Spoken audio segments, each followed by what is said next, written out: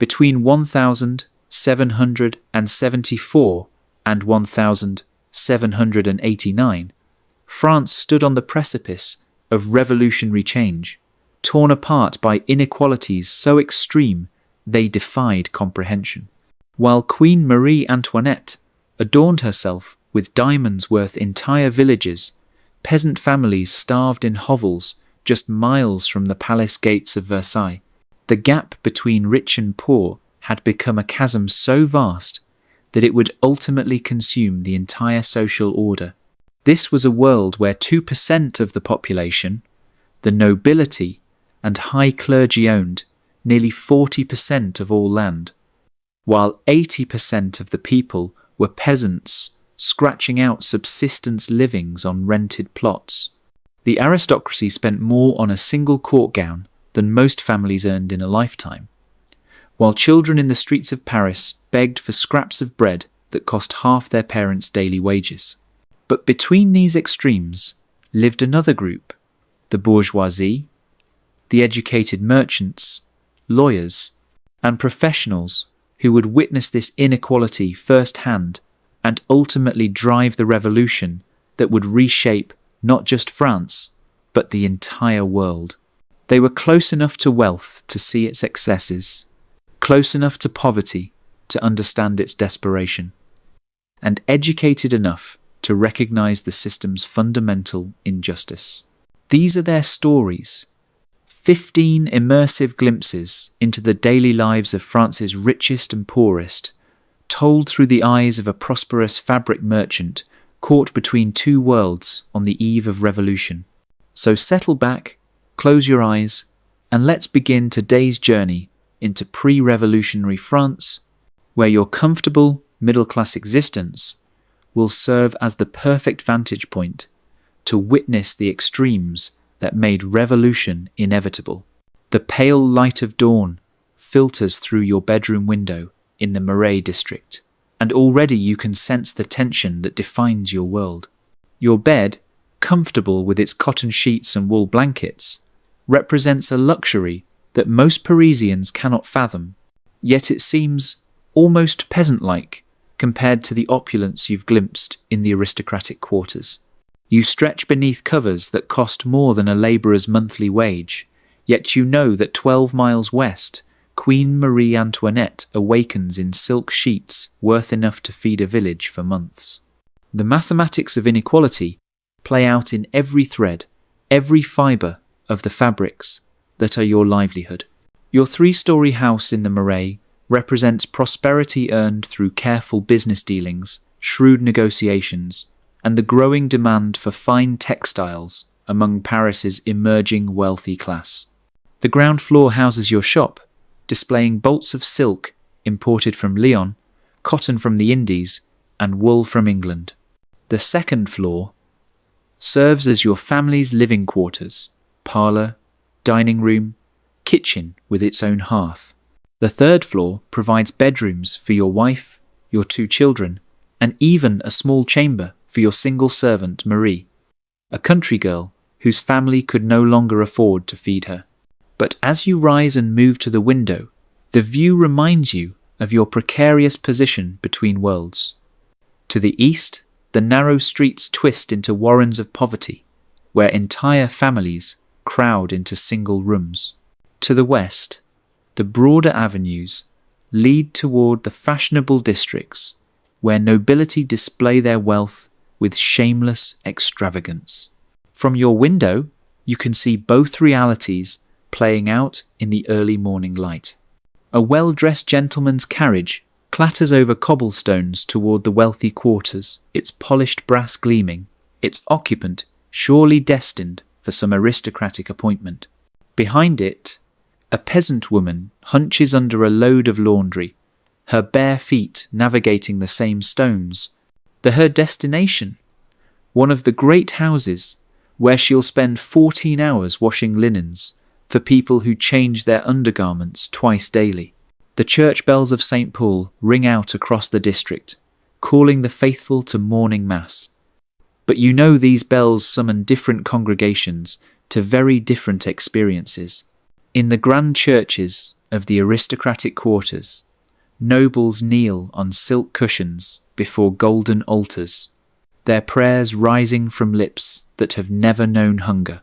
In the parish churches of the poor districts, worshippers stand on cold stone floors, their prayers desperate pleas for daily bread that may or may not come. You dress yourself this morning, a mark of your middle station. You're prosperous enough to afford better clothing than the masses, yet not wealthy enough to require a valet's assistance like the true aristocrats. Your coat is well-made wool, your breeches fine cotton, your stockings silk. Each item represents quality materials and expert craftsmanship, yet the ensemble costs less than a single button on a duke's court dress. As you prepare for the day ahead, the sounds of the city awakening drift through your windows. The cry of water carriers announcing their services to households without private wells. The clatter of market carts bringing produce from the countryside. The calls of street vendors hawking everything from hot pies to used clothing. But underlying these familiar sounds, you hear something else, a tension, an edge of desperation that has grown sharper in recent months. The economic crisis deepens daily. Bad harvests have driven bread prices to levels that force working families to choose between food and shelter. Your own business feels the strain as fewer customers can afford luxury textiles, while those who can afford them demand ever more extravagant displays of wealth, as if excess could somehow shield them from the growing anger in the streets. Marie appears at your door, curtsying politely. "Good morning, monsieur. Shall I prepare your breakfast?" Her deference reminds you of your elevated position, yet her thin face reminds you how precarious prosperity can be. She eats the same breakfast you do: bread, butter when available, coffee that costs more per pound than her monthly wages. The difference is that for her, this represents the best meals she's ever known, while for you, it's the simple fare of a merchant who reserves extravagance for business entertaining. Through the walls, you hear your children stirring. Your son, Henry, age 12, will spend his morning with his tutor, learning Latin and mathematics that will prepare him for commerce or perhaps even the law. Your daughter, Marguerite, age 10, will practice her letters with the governess, though her education focuses more on domestic arts than intellectual pursuits. Both children take their education for granted, unaware that their ability to read and write places them among a privileged minority in a nation where most people remain illiterate. But as you move through your morning routine, your mind drifts to the extremes that bookend your comfortable existence. Somewhere in Versailles, an army of servants is preparing Queen Marie Antoinette for her day. Her lever ceremony will require 2 hours and involve dozens of courtiers competing for the honour of handing her various articles of clothing. The ritual itself costs more than most artisans earn in a year, and it happens every single day. Meanwhile, in the tenements you can see from your eastern windows, families are awakening to realities that make your simplest comforts seem like royal luxury. Children sleep 4 to a bed on straw pallets, their bodies stunted by malnutrition, their futures constrained by circumstances beyond their control. Their parents face choices you've never had to contemplate. Which child gets the single pair of shoes, whether to spend their few coins on bread or fuel for warmth? How to explain why there's no food when little stomachs cry with hunger? The contrast weighs heavily on your conscience as you break your fast with bread that would represent a feast to many of your fellow Parisians. You spread butter thick enough to feed a child, drink coffee precious enough to trade for a family's weekly shelter. Yet you also know that your consumption barely registers compared to the aristocratic excess that defines the world of the truly wealthy. As you prepare to open your shop for another day of commerce, you carry with you the burden of witness, the knowledge that your comfortable middle position allows you to see both worlds clearly, perhaps too clearly for your own peace of mind. While you dress yourself in your modest Marais bedroom, 12 miles westward at Versailles, a ceremony unfolds that defies all reason and proportion. Queen Marie Antoinette's lever, her morning rising ritual, requires more servants, costs more money, and consumes more time than most people's entire lives warrant. The Queen's bedchamber, vast enough to house 3 families, gradually fills with courtiers who have risen before dawn for the privilege of watching royalty perform the simple act of getting dressed. The bed itself, a monument to excess, features silk hangings embroidered with gold thread worth more than your house. The mattress, stuffed with the finest down, cost enough to feed a village for months. Even the chamber pot, discreetly hidden behind a screen, is crafted from porcelain and decorated with painted cherubs. Marie Antoinette awakens slowly, as someone who has never known labour, never felt the urgency of necessity driving her from sleep. Her first consciousness is of silk against her skin. The nightgown alone represents weeks of skilled seamstress work, its delicate lace requiring months to complete. She stretches languidly, her movements watched by ladies in waiting, whose own nobility would seem magnificent to you, yet who count themselves fortunate to serve in this temple of privilege. The Duchesse de Polignac, the Queen's closest friend and greatest enabler of her extravagances, approaches the bedside. "Good morning, Your Majesty. Shall we begin?" The question is purely ceremonial. The lever will proceed according to protocols established over generations, each step calculated to demonstrate the distance between royalty and common humanity. First comes the ritual of chocolate, served in a cup worth more than most artisans' annual income. The chocolate itself, imported from distant colonies at enormous expense, arrives at precisely the correct temperature. The Queen sips slowly, savouring not just the taste, but the knowledge that this simple pleasure costs more than many families spend on food in a month. As she drinks, her hairdresser Leonard arrives with his assistants, ready to construct the towering coiffure that will define her appearance for the day. This process alone will require 2 hours and enough powder to bake bread for a dozen people. The hairpieces, decorations, and accessories represent a small fortune. Today's design might feature miniature ships commemorating a naval victory, jeweled birds worth more than farmhouses, or elaborate scenes crafted from precious materials. The selection of clothing begins with a presentation that would shame theatrical productions. Dozens of gowns hang ready for inspection, each representing months of skilled labour by armies of seamstresses, embroiderers, and jewellers. The Queen examines them with the casual indifference of someone who has never needed to consider cost, durability, or practical function. Her choices are based purely on whim, mood, and the impression she wishes to create at court.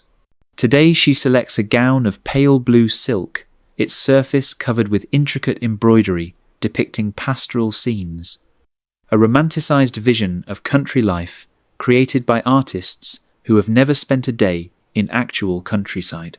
The irony would be laughable if it weren't so tragic. While real peasants starve in hovels, the Queen adorns herself with fantasy images of happy rural poverty. The dressing process requires a hierarchy of servants, each assigned specific tasks by ancient protocol.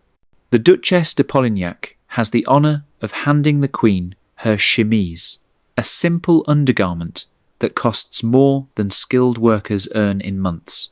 Other noble ladies compete for the privilege of presenting stockings, stays, and various accessories.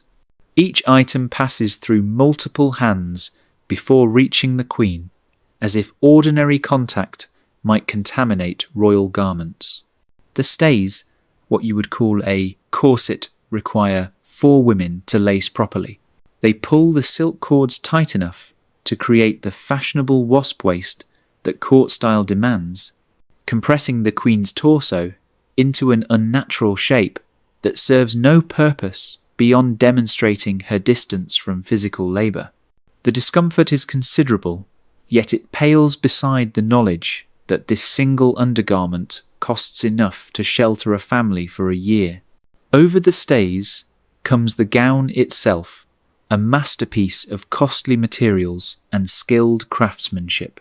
The silk was woven in Lyon by artisans whose families live in poverty while they create luxury for others. The embroidery required hundreds of hours by seamstresses who ruined their eyesight, creating beauty they could never afford to own. The jewels sewn into the fabric represent wealth beyond the comprehension of ordinary people. But the gown is only the beginning. Accessories must be selected from collections that would bankrupt kingdoms. Today's choices include pearl earrings the size of grapes, each one worth more than a prosperous merchant's annual income. A necklace of diamonds creates a river of light around her throat, its value sufficient to relieve the suffering of thousands. Rings adorn her fingers, sapphires, rubies, emeralds, each stone representing wealth that could transform entire communities. The queen examines herself in mirrors crafted by the finest artisans, their silvered surfaces providing reflections that cost more than most people's homes. She sees not a woman wearing enough wealth to feed a province, but simply herself preparing for another day of court life. The casual indifference is perhaps the most shocking aspect of the entire ritual. As the lever concludes, Marie Antoinette prepares to begin her day, a day that will consist entirely of ceremony, entertainment, and consumption. She will play cards for stakes that exceed working families' annual incomes. She will dine on delicacies imported from across Europe, while children beg for bread outside the palace gates. She will attend theatrical performances in private theatres, while real drama unfolds in the suffering streets of her kingdom. The courtiers who have witnessed her morning ritual disperse to their own elaborate preparations, each trying to maintain appearances appropriate to their station while drowning in debts incurred by the necessity of keeping up with royal extravagance. They understand, perhaps better than the Queen herself, that this lifestyle depends entirely on the labour and suffering of millions who will never see such luxury.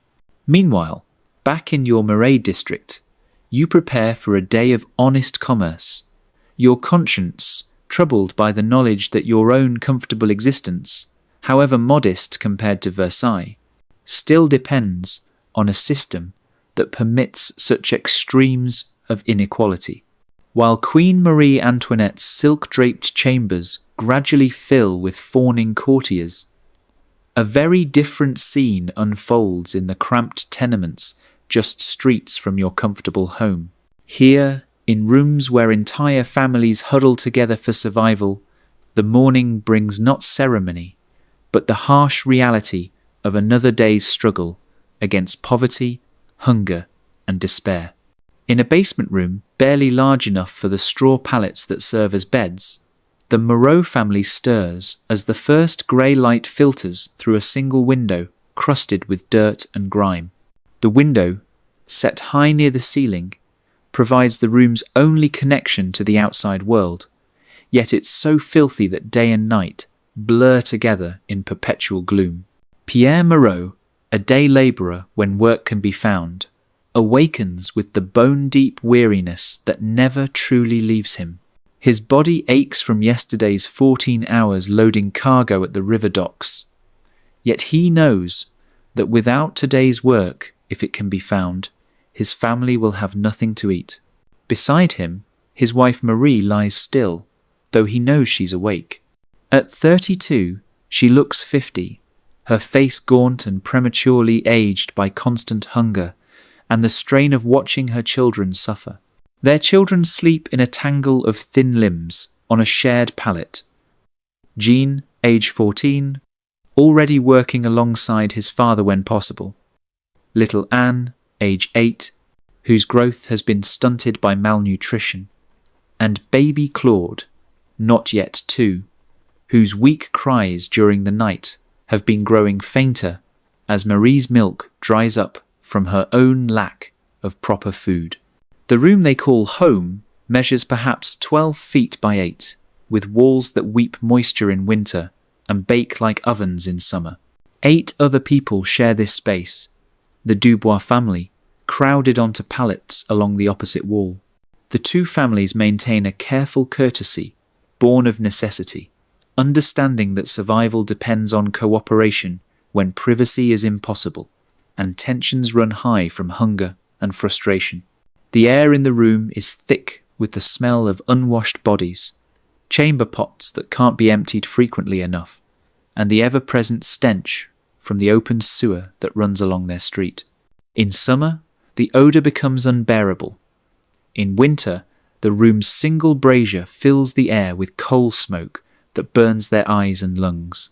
Ventilation comes only from the dirty window and gaps in the walls that let in cold drafts, but never fresh air.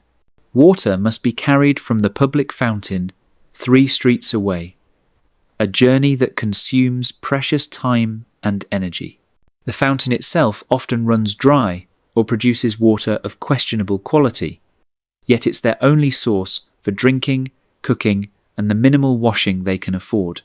Marie makes this journey daily, carrying heavy buckets that strain her weakened frame, knowing that the water she brings back must serve all their needs with no waste possible. Pierre rises first, his movement waking the others despite his efforts at quiet. There's no ceremony to his dressing. He owns only the clothes he wears, patched and repatched until the original fabric is barely visible. His shoes, when he can afford them, are wooden sabots that provide protection from the filthy streets but little comfort. Today, like most days, he'll go barefoot, his feet hardened by necessity but vulnerable to the broken glass, animal waste, and sharp stones that litter their neighbourhood. Marie struggles to sit up, her movements slow and painful. Pregnancy and constant childbearing have taken their toll on her body, as has the chronic hunger that defines their existence. She moves to the single cooking pot, their most valuable possession besides the roof over their heads, and examines their food supplies. Perhaps a cup of grain, a crust of bread, so hard it must be soaked in water to be edible, a small piece of fat that will flavour today's thin soup. The children wake slowly, their faces drawn and listless in the way of chronically undernourished young ones. Jean, the eldest, tries to maintain the dignity of approaching manhood, but at 14, he's smaller than well-fed children of 10. His labour alongside his father brings in a few precious coins, yet never enough to lift the family above subsistence level. Little Anne clings to her mother's skirts, her large eyes holding the peculiar gravity that comes to children who have seen too much suffering. She should be playing, learning, discovering the world, but instead she spends her days helping with adult responsibilities, carrying water, tending the baby, searching for scraps of fuel or food in the streets. Baby Claude's thin wailing pierces the morning gloom, a sound that tears at Marie's heart because she knows her milk provides insufficient nourishment. The child's ribs show clearly through translucent skin, his development delayed by malnutrition that begins in the womb and continues through infancy. Without intervention that the family cannot afford, Claude faces the fate of so many children in their district, a brief, suffering existence ended by diseases that proper nutrition might have prevented. The Moreau family's breakfast consists of thin gruel made from their small store of grain, stretched with water until it provides more psychological comfort than actual nourishment. They eat from wooden bowls carved by Pierre during rare, idle moments, sharing the single spoon they possess. Even this meagre meal must be rationed carefully. Too much consumed now means nothing left for evening. Pierre prepares to leave for the docks, hoping to find a day's work loading or unloading the barges that bring goods to Paris. Competition is fierce among the hungry men who gather each dawn seeking employment. Contractors choose the strongest-looking workers, and Pierre knows his gaunt appearance counts against him. Yet he must try.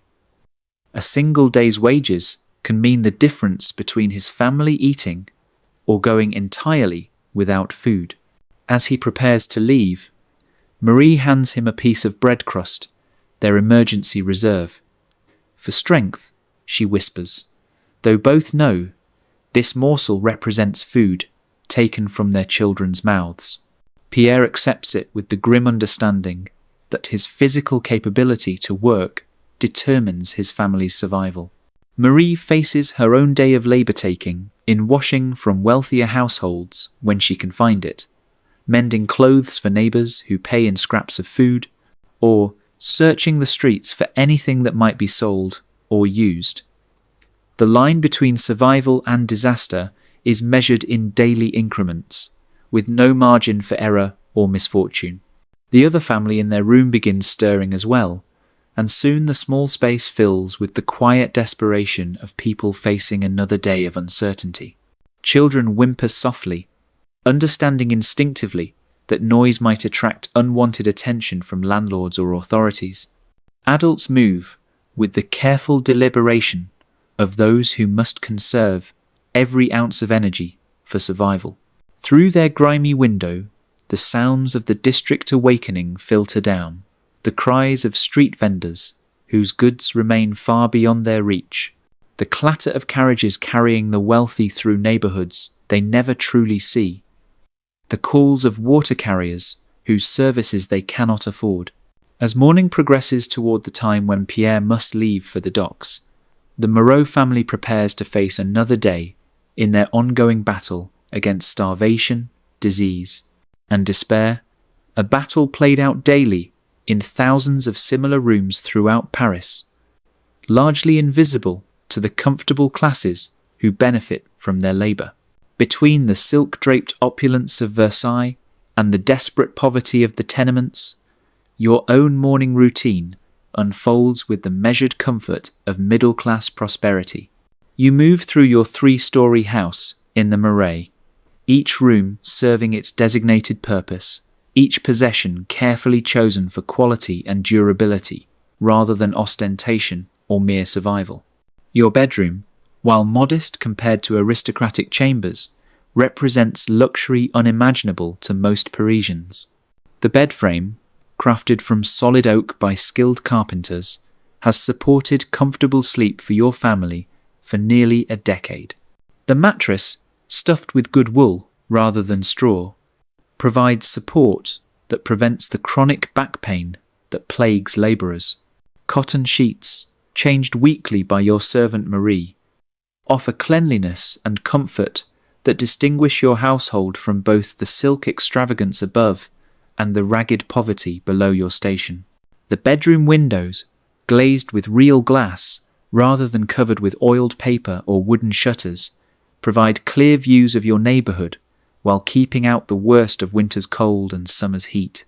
Wool curtains, dyed a practical brown that hides city dust, can be drawn for privacy, a luxury that speaks to space and security unknown in the crowded tenements where entire families share single rooms.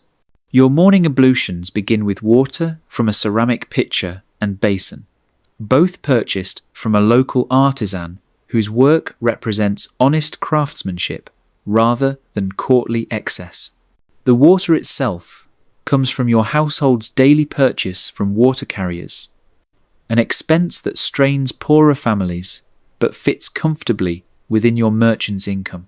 You wash with soap, not the perfumed luxury soaps used by aristocrats, but quality castile soap that cleanses without the harsh lie that working families must use when they can afford soap at all. Marie, your servant, appears at your door with the deference that marks her station, yet her curtsy lacks the elaborate ritual demanded in noble households. "Good morning, monsieur. Shall I prepare your breakfast?" Her question is genuine in your household. Servants are treated as valued workers rather than invisible furniture. Marie sleeps in a real bed in her own chamber, eats the same food as your family, and receives wages that allow her to send small amounts to her parents in the countryside. Marie's presence in your household illustrates the complex economics of your social position. You're prosperous enough to afford domestic help, yet practical enough to employ only one servant who handles multiple duties rather than the specialized army required by the truly wealthy. Marie cooks, cleans, shops for household necessities, and helps your wife with the children's care. Her wages 12 livres per month plus room and board represent significant expense for your household budget, yet they're a fraction of what noble families spend on single items of clothing. Dressing yourself provides another reminder of your middle station. Your clothes are well made from quality materials, yet they lack both the elaborate decoration that marks aristocratic dress and the patches and repairs that characterize working-class garments. Your coat, tailored from good wool cloth, fits properly and maintains its shape through regular brushing and care. Your breeches, made from sturdy cotton, provide comfort and durability for a working merchant who spends long hours on his feet. Your stockings merit particular attention. They're knitted from silk, marking your prosperity, yet they're practical black rather than the white silk stockings that court fashion demands. Each pair represents a significant expense, yet they last for months with careful darning. This balance between quality and economy defines your approach to material possessions, buying the best you can afford, maintaining it carefully, and avoiding the wasteful excess that characterizes aristocratic consumption. Your breakfast reflects the same practical prosperity. Fresh bread, baked daily by the neighborhood baker, provides both nourishment and pleasure. The bread's quality fine wheat flour, rather than the mixed grains or inferior flour used by the poor, marks your status. Yet it lacks the elaborate pastries and exotic preserves that grace noble tables.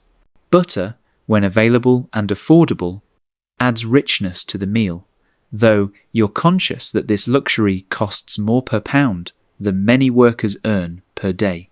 Coffee represents perhaps your greatest daily indulgence. Imported from distant colonies at considerable expense, coffee beans cost more than meat, yet they provide a morning ritual that marks your household's prosperity.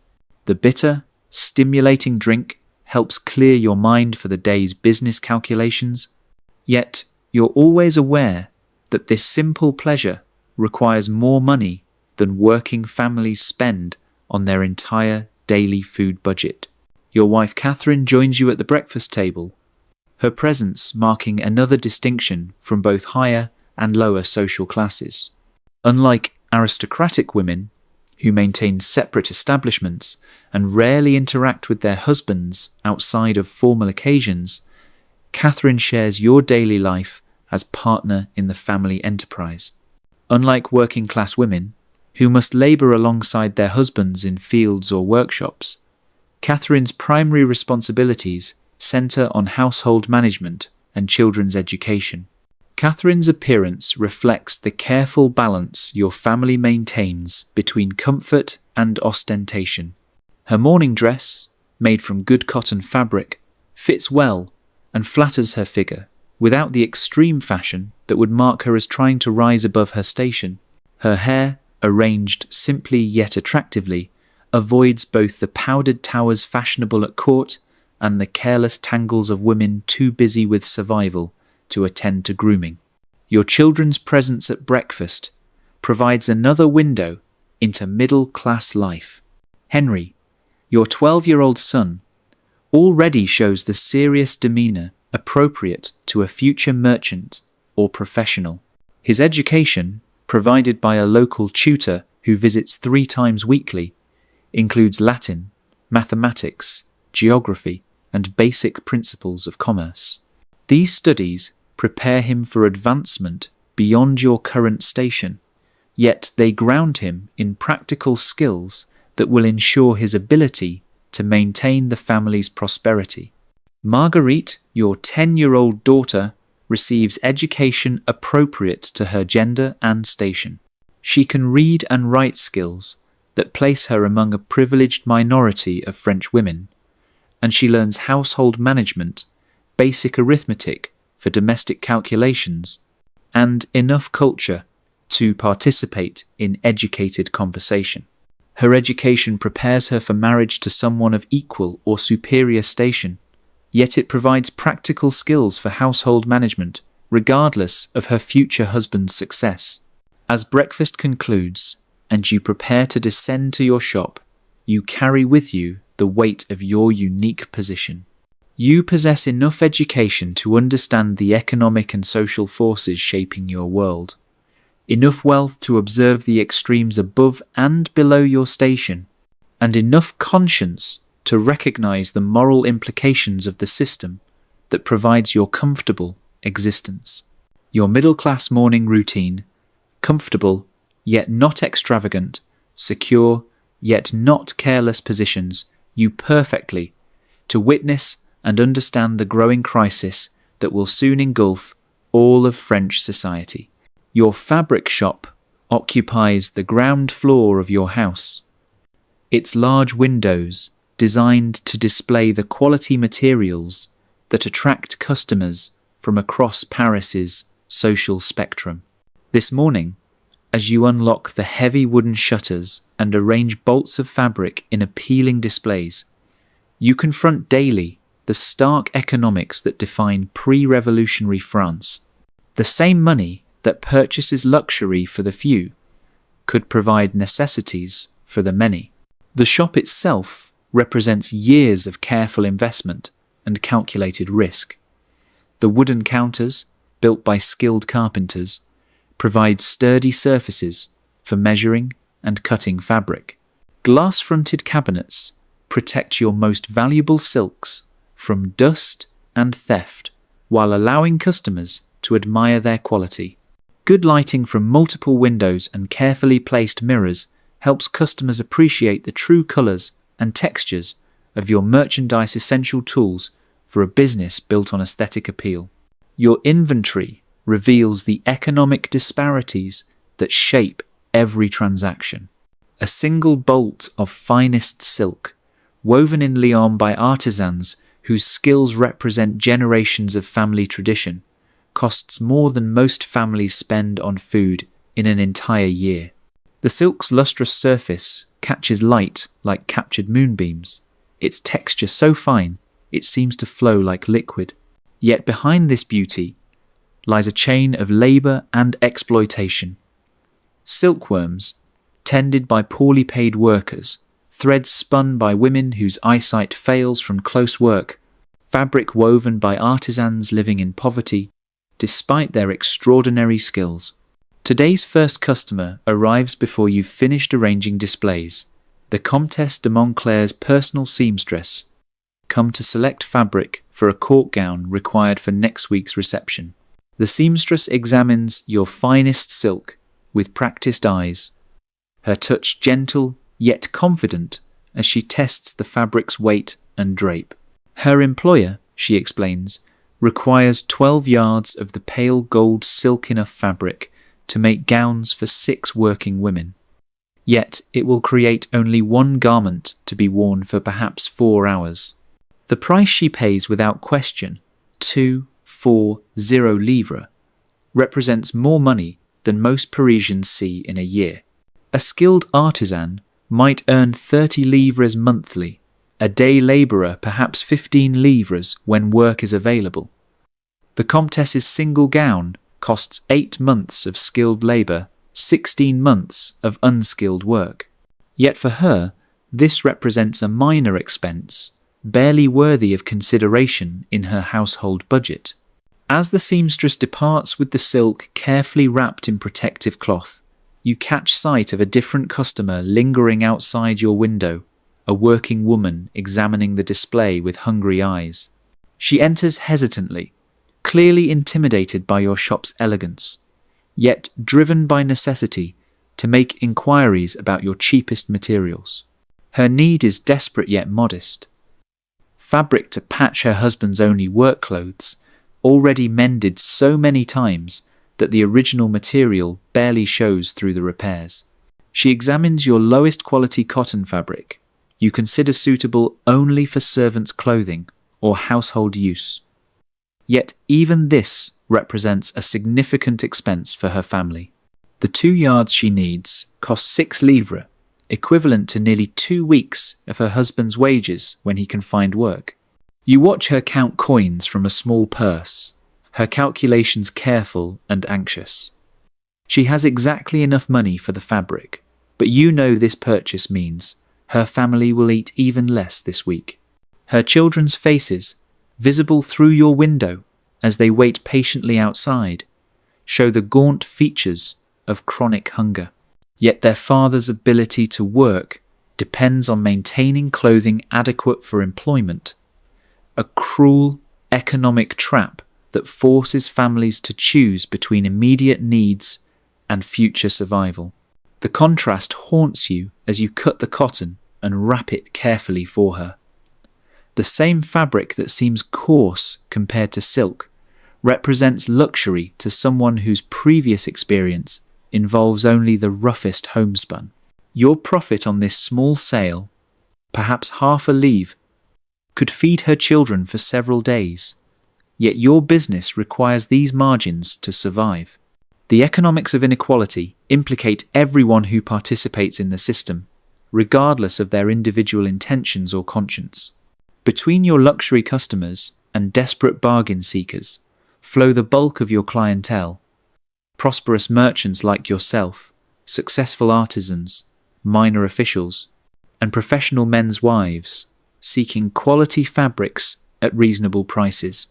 These middle-class customers provide your business's foundation, their needs bridging the gap between aristocratic excess and working-class desperation. Madame Rousseau, wife of a successful baker, enters seeking fabric for new curtains to replace those faded by years of service. She examines your mid-range fabrics with practical eyes, testing their weight and durability rather than pursuing the latest fashion. Her purchase 8 yards of sturdy wool cloth at reasonable price represents the kind of transaction that sustains your business.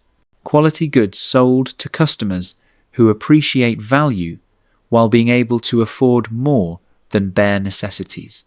Yet even these comfortable middle-class transactions carry weight in the broader economic context. Madame Rousseau's curtains cost more than some families spend on clothing in a year. The fabric will hang in windows of a house that provides space and comfort unknown to most Parisians. Her husband's successful bakery depends on customers wealthy enough to buy more than the cheapest bread, creating a chain of prosperity that excludes those at the bottom of the economic hierarchy. As the morning progresses, each transaction reinforces your awareness of the system's fundamental inequalities.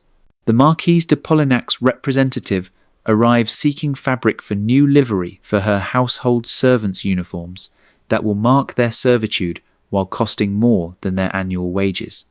A prosperous lawyer's wife examines silk for a daughter's wedding dress, the celebration to cost more than many families' lifetime earnings. Your account books tell the story in stark numbers. Noble customers purchase hundreds of livres worth of fabric without question, their payments often delayed for months while they await income from distant estates. Working-class customers count every sou, their purchases limited to absolute necessities paid for with coins still warm from hard-earned labour. Middle-class clients like yourself negotiate carefully, seeking quality while managing budgets that allow some luxury but require careful planning. The arithmetic of inequality pervades every aspect of your business. The rent you pay for your shop, 60 livres, monthly exceeds many families' total income. Your inventory represents wealth beyond the comprehension of working-class customers, yet it pales before the casual spending of aristocratic clients. The profit margins that seem reasonable to you represent money that could transform lives if distributed among those who need it most. By midday, as you pause to review the morning's sales, the moral weight of these transactions settles heavily on your conscience. Your comfortable prosperity depends on a system that permits such extreme disparities, yet individual resistance seems both futile and economically suicidal. The fabric merchant who refused to serve aristocratic excess would simply lose customers to competitors more willing to profit from inequality.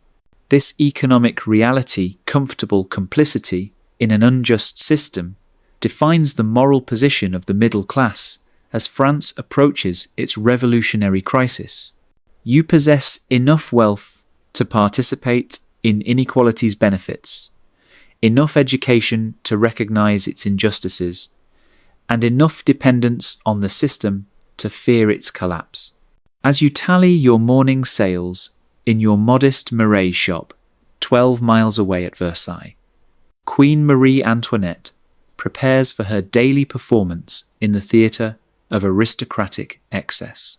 The palace, housing more than 10,000 courtiers, servants, and hangers-on, operates as a vast machine designed to transform wealth into spectacle, power into ceremony, and human dignity into hierarchical display. The Queen's apartment buzzes with activity as the afternoon's entertainment schedule unfolds. Her private secretary, Madame Campan, reads from a list that would exhaust ordinary mortals. A private concert featuring musicians whose annual salaries exceed most families' lifetime earnings. A card party where the stakes for a single hand equal a working man's yearly wages, theatrical performances in the Queen's private theatre, and consultations with artists, jewellers, and dressmakers whose creations serve no purpose beyond displaying wealth. Marie Antoinette listens with the distracted air of someone for whom choice itself has become a burden. Her morning lever consumed 2 hours, yet she faces the afternoon feeling restless and bored. The problem of aristocratic leisure, too much time, and too much money, creating a vacuum that nothing can adequately fill, manifests in increasingly elaborate and expensive entertainments. The Queen's gambling has become legendary throughout Paris, whispered about in coffee houses and denounced from pulpits. Last evening's card game cost her 30,000 livres, enough money to purchase houses for dozens of families, to feed hundreds for months, to transform the economic prospects of entire villages. Yet for Marie Antoinette, this represents merely an evening's diversion, the loss so routine it barely merits recording in her household accounts. Her gambling partners arrive dressed in silks and satins that would bankrupt merchants, their jewels catching light from crystal chandeliers whose candles cost more than working families spend on food. The Duchesse de Polignac, the Queen's intimate friend and chief enabler, suggests raising the stakes for today's play. "Shall we make it interesting, Your Majesty? Perhaps 50,000 livres for the afternoon." The casual proposal represents wealth sufficient to relieve suffering throughout entire districts of Paris. Yet it sparks excitement rather than conscience among the assembled courtiers. The card tables themselves represent masterpieces of craftsmanship and excess. Inlaid with precious woods, decorated with gold leaf, and covered with silk embroidered by seamstresses who ruined their eyesight, creating beauty they could never afford. Each table costs more than skilled artisans earn in decades. The cards, specially printed on finest paper with gold leaf decorations, are discarded after single use to ensure no commoner might touch surfaces that have been handled by royal fingers. Between gambling sessions, the Queen receives her portrait painter, Madame Vige Lebrun, whose artistic skill serves primarily to create flattering images that deny the realities of a kingdom in crisis. Today's sitting will capture Marie Antoinette in pastoral costume, playing at being a simple shepherdess in her artificial village at the Petit Trianon. The irony cuts deep. While real shepherds and farmers face starvation, the queen poses as an idealized peasant surrounded by luxury that would feed provinces. The costume itself embodies the disconnect between fantasy and reality. Made from silk, designed to look like simple linen, decorated with ribbons that cost more than actual peasants' annual clothing budgets, and accessorized with jeweled shepherd's crooks worth enough to purchase entire flocks of sheep, it transforms poverty into performance art. The queen's simple costume costs more than most nobles spend on formal court dress, yet she views it as charmingly rustic. Madame Vige-le-Brun, whose artistic reputation depends on flattering her royal patron, applies paint to canvas while watching Marie Antoinette play with lambs imported specially for the portrait session. The lambs themselves, pampered pets in the Queen's artificial farm, receive better nutrition than most human children in France. Their wool is washed and perfumed, their shelter heated against cold, their medical care provided by veterinarians whose expertise exceeds that available to sick commoners. The portrait session reveals the Queen's complete disconnection from reality. As she poses with symbols of rural simplicity, servants hover nearby with fans to keep her cool, refreshments to prevent thirst, and smelling salts should the afternoon's exertion prove overwhelming. Her hands, soft as rose petals and adorned with rings worth fortunes, have never known labour more strenuous than lifting cards or adjusting jewels. Meanwhile, the palace kitchens prepare for the evening's banquet, an enterprise that consumes resources sufficient to feed thousands while serving hundreds. The head chef, supported by dozens of assistants, creates elaborate displays designed to impress through excess rather than nourish through necessity. Tonight's menu features 37 courses, each prepared with ingredients imported from across Europe and beyond.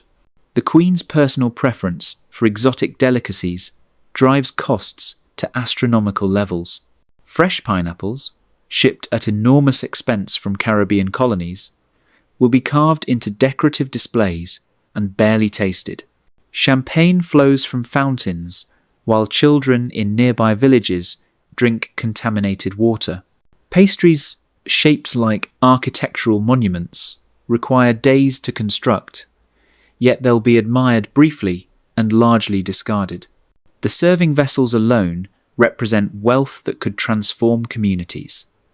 Gold plates, each one worth more than comfortable houses, will hold food that costs more than most families see in years. Crystal glasses, so delicate they're used once and discarded, contain wines whose prices exceed working men's annual incomes. Silver serving pieces, crafted by master artisans, hold foods that will be partially consumed and then thrown away. As afternoon progresses toward evening, the Queen's boredom grows despite the constant entertainment. The musicians perform with skill developed over decades, yet she barely listens. The card games continue with stakes that represent life-changing sums to ordinary people, yet she plays with casual indifference. The theatrical performances feature actors whose talents could grace professional stages, yet she converses with friends during their presentations.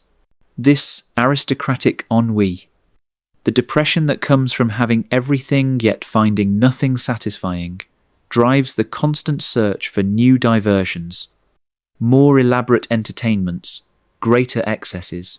The Queen's dissatisfaction with unlimited luxury creates demands for ever more expensive pleasures, each one requiring greater exploitation of those who produce wealth but cannot share in its benefits.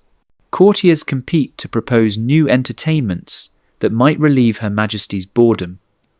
The Comte de Provence suggests a masquerade ball with costumes costing fortunes. The Duchesse de Chartres proposes a private opera performance featuring Europe's most expensive singers. Each suggestion represents money sufficient to address serious social problems. yet they're considered merely as potential diversions for a restless queen. As evening approaches and the queen prepares for dinner, the mathematics of inequality reach their daily crescendo. The cost of her single meal would feed entire villages. The wine served with dinner would purchase houses. The entertainment provided during dining would fund schools, hospitals, or infrastructure improvements that could benefit thousands. Yet, Marie Antoinette approaches the evening's festivities with the same listless boredom that characterizes her days. Unlimited access to everything has made nothing seem valuable. Complete freedom from want has created a different kind of poverty. The spiritual emptiness that comes from never having to struggle, never having to choose, never having to consider the cost of anything. The tragedy is not just economic but moral. A system that permits such excess while people starve corrupts both the privileged and the exploited, creating conditions where revolution becomes not just inevitable but necessary for the moral health of society. While the Queen drowns in afternoon ennui, despite unlimited wealth, Pierre Moreau stands with dozens of other desperate men at the Paris docks, hoping to be chosen for a day's back-breaking labour that might keep his family from starvation. The contrast between palace leisure and working-class desperation plays out here in stark relief, where human bodies become mere tools in the machinery of commerce that enriches others. The morning selection process unfolds with the brutal efficiency of a human livestock market. Contractors arrive with lists of cargo that must be moved, bales of precious silk bound for aristocratic tailors, crates of exotic spices for wealthy kitchens, barrels of wine that cost more per bottle than working families earn per month. They examine the assembled men with calculating eyes, choosing those who appear strongest, most desperate, most likely to work themselves to exhaustion for minimal wages. Pierre positions himself prominently, hoping his gaunt frame won't immediately disqualify him from consideration. At 35, he already shows the physical toll of a lifetime spent in hard labour shoulders, bent from carrying heavy loads, hands scarred from rough work, face prematurely aged by constant worry and inadequate nutrition. Yet he's still capable of the brutal physical effort that dock work demands, still willing to trade his body's strength for coins that might feed his children. Competition among the workers is fierce and heartbreaking. Men who should stand together against exploitation instead compete desperately for insufficient work, each knowing that employment for one means hunger for others. The contractors exploit this desperation ruthlessly, playing workers against each other to drive wages down to subsistence levels or below. You there, a contractor, points at Pierre and you, selecting 5 others from the crowd. 12 hours unloading the silk barge, 15 sous for the day. The wage is insulting, barely enough to buy bread for one person, insufficient to support a family, representing perhaps 1/10 of what aristocrats spend on single items of clothing. Yet Pierre accepts immediately, knowing that refusal means watching his children go hungry while someone else takes even these miserable terms. The work itself is punishing beyond description. Bales of silk, each one worth more than Pierre will earn in a year, must be carried from barge to warehouse on human backs. The bales weigh nearly as much as the men carrying them, yet they must be handled with care. Any damage to these luxury goods would cost workers their wages and possibly result in physical punishment. Pierre shoulders his first load of the day, feeling the familiar bite of rough rope against his spine. The silk inside the bale is destined for court gowns that will be worn once and discarded. Yet its value exceeds everything Pierre owns in the world. He carries wealth he will never touch, luxury he will never experience, beauty created by others' labour for others' pleasure. The irony cuts deep as he staggers under the weight of materials destined to adorn people who have never known physical labour.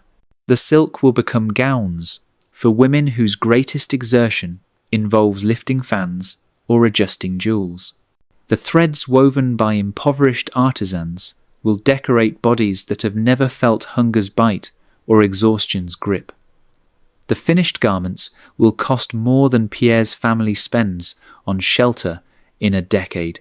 His fellow workers share similar burdens. Jean-Baptiste, a former soldier whose war injuries make him unsuitable for military service, but not exempt from needing food, carries bales despite chronic pain that would excuse aristocrats from all obligations. Michel Dupont, whose wife died in childbirth because they couldn't afford proper medical care, works to support 3 young children who see their father only briefly each evening before exhaustion claims him. The warehouse owner, Monsieur Leclerc, supervises the unloading from comfortable shade, occasionally shouting instructions or threats while the workers sweat in the summer heat. His clothing fine wool, clean linen, leather shoes marks him as prosperous middle class, yet his prosperity depends on extracting maximum labour for minimum wages from men who have no alternatives. Leclerc's account books record the day's transactions with the cold precision of commerce. Silk received, valued at thousands of livres. Labour costs, 15 sous per man for 12 hours' work. The arithmetic of exploitation appears clearly in these ledgers. Goods worth fortunes, moved by men, paid subsistence wages, wealth concentrated through systematic underpayment of those who create it. As the day progresses, Pierre's strength wanes under the relentless physical demands. His breakfast of thin gruel provides insufficient fuel for such labour, yet stopping to rest means falling behind the pace required to complete the work. Other workers show similar signs of exhaustion: trembling hands, stumbling steps, the grey pallor that comes from pushing undernourished bodies beyond their limits. The silk bales seem to multiply endlessly. Each one represents months of skilled work by silkworm tenders, thread spinners, and weavers, yet they're treated as mere commodities to be moved efficiently from one location to another. The human cost of their creation, the ruined eyesight of seamstresses, the cramped fingers of embroiderers, the bent backs of dyers, remains invisible to those who will eventually wear the finished products. Midday brings a brief rest period during which the workers huddle in whatever shade they can find. Pierre shares a crust of bread with Michel, whose children are younger and hungrier than his own. This solidarity, among the desperate sharing from poverty rather than hoarding what little they have, provides moments of humanity in a system designed to crush human dignity. The afternoon shift proves even more challenging as heat and exhaustion take their toll. Pierre watches younger men struggle under loads that would challenge them when properly fed and rested. He sees older workers push themselves toward collapse rather than lose wages their families desperately need. The dock becomes a theatre where human suffering performs for economic necessity. Accidents are common and largely ignored by employers. A slip on wet planking sends one worker crashing into the river, his load of precious silk saved by quick reflexes, while he struggles to swim with waterlogged clothes weighing him down. A poorly secured rope whips across another man's face, leaving a bloody wheal that he ignores, because seeking medical attention means losing wages. The silk itself receives better care than the workers handling it. Damaged bales would result in financial losses for merchants and manufacturers, creating accountability that doesn't exist for injured workers. Men can be replaced easily. Luxury goods cannot be restored once damaged. This calculus of value-placing materials above the people who handle them defines the moral corruption that underlies the entire economic system. As evening approaches and the final bales are carried to warehouse storage, Pierre feels the bone-deep exhaustion that comes from a day spent converting physical strength into minimal survival. His body aches from shoulders to feet, his hands are rubbed raw from rope burns, his back spasms with each step. Yet he's accomplished something precious, earning enough money to buy bread for his family, if bread is available at prices they can afford. The contractor counts out Pierre's wages with grudging efficiency 15 sous, in coins so small and worn they barely seem like money at all. This pittance, earned through 12 hours of brutal labour handling goods worth thousands of livres, will determine whether Pierre's children eat tonight or go to bed hungry once again. As he walks home through streets where aristocratic carriages pass loaded with purchases worth more than he'll earn in a lifetime, Pierre carries with him the bitter knowledge that his back-breaking labour serves primarily to enrich others. The silk he moved today will become gowns that cost more than his family's entire annual income, worn by people who have never imagined the human cost of their luxury. As afternoon sunlight streams through your shop windows, illuminating bolts of fabric arranged to best advantage, you find yourself serving customers who embody the complex middle ground of French society, prosperous enough to afford quality goods, yet close enough to economic reality to understand value and cost in ways that aristocrats never can. Your first afternoon customer, Monsieur Beaumont, a successful lawyer whose practice serves both wealthy merchants and minor nobility, examines your selection with the practiced eye of someone who must balance quality with economy. His presence represents the growing importance of professional men in a society traditionally divided between landed aristocracy and labouring masses. "I need fabric for new court robes," Beaumont explains, running his fingers along a bolt of deep blue wool, "something that will command respect in legal proceedings without bankrupting me in the process." His comment reveals the precarious position of professional men who must maintain appearances appropriate to their elevated status while living on earned income rather than inherited wealth. The fabric he selects, fine wool cloth at 8 livres per yard, represents quality that working-class customers could never afford, yet it costs far less than the silk that aristocratic lawyers would choose without question. Beaumont calculates carefully, measuring not just the fabric required, but the total cost against his monthly income from legal fees. His mathematics reveal the constant balancing act that defines middle-class existence. As you measure and cut the fabric, Beaumont discusses the economic pressures facing professional men like himself. "My clients pay slowly when they pay at all," he confides. "The nobility considers prompt payment beneath their dignity, while merchants delay payment whenever possible to preserve their working capital. I provide essential services to both, yet I'm squeezed between their competing demands." His situation illustrates the broader tensions within French society's emerging middle class. Lawyers, doctors, merchants, and skilled artisans possess education and prosperity that elevate them above the labouring masses, yet they lack the inherited wealth and social privileges that define true aristocracy. They must work for their prosperity while maintaining standards of living that demonstrate their elevated status.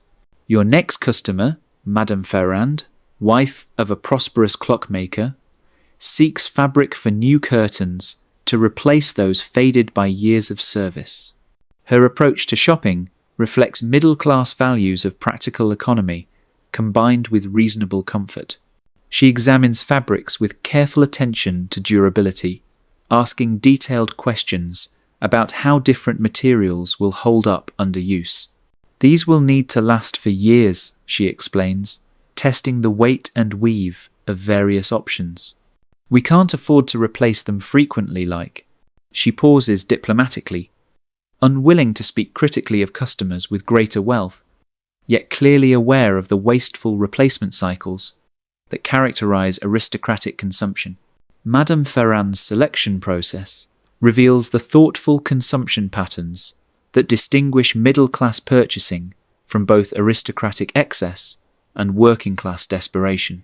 She chooses fabric of good quality that will provide years of service, yet she negotiates carefully over price and considers less expensive alternatives before making final decisions. The clockmaker's wife represents the skilled artisan class that forms another crucial component of the middle ground between wealth and poverty. Her husband's specialized knowledge creates timepieces for wealthy customers, yet their family lives comfortably without approaching aristocratic luxury.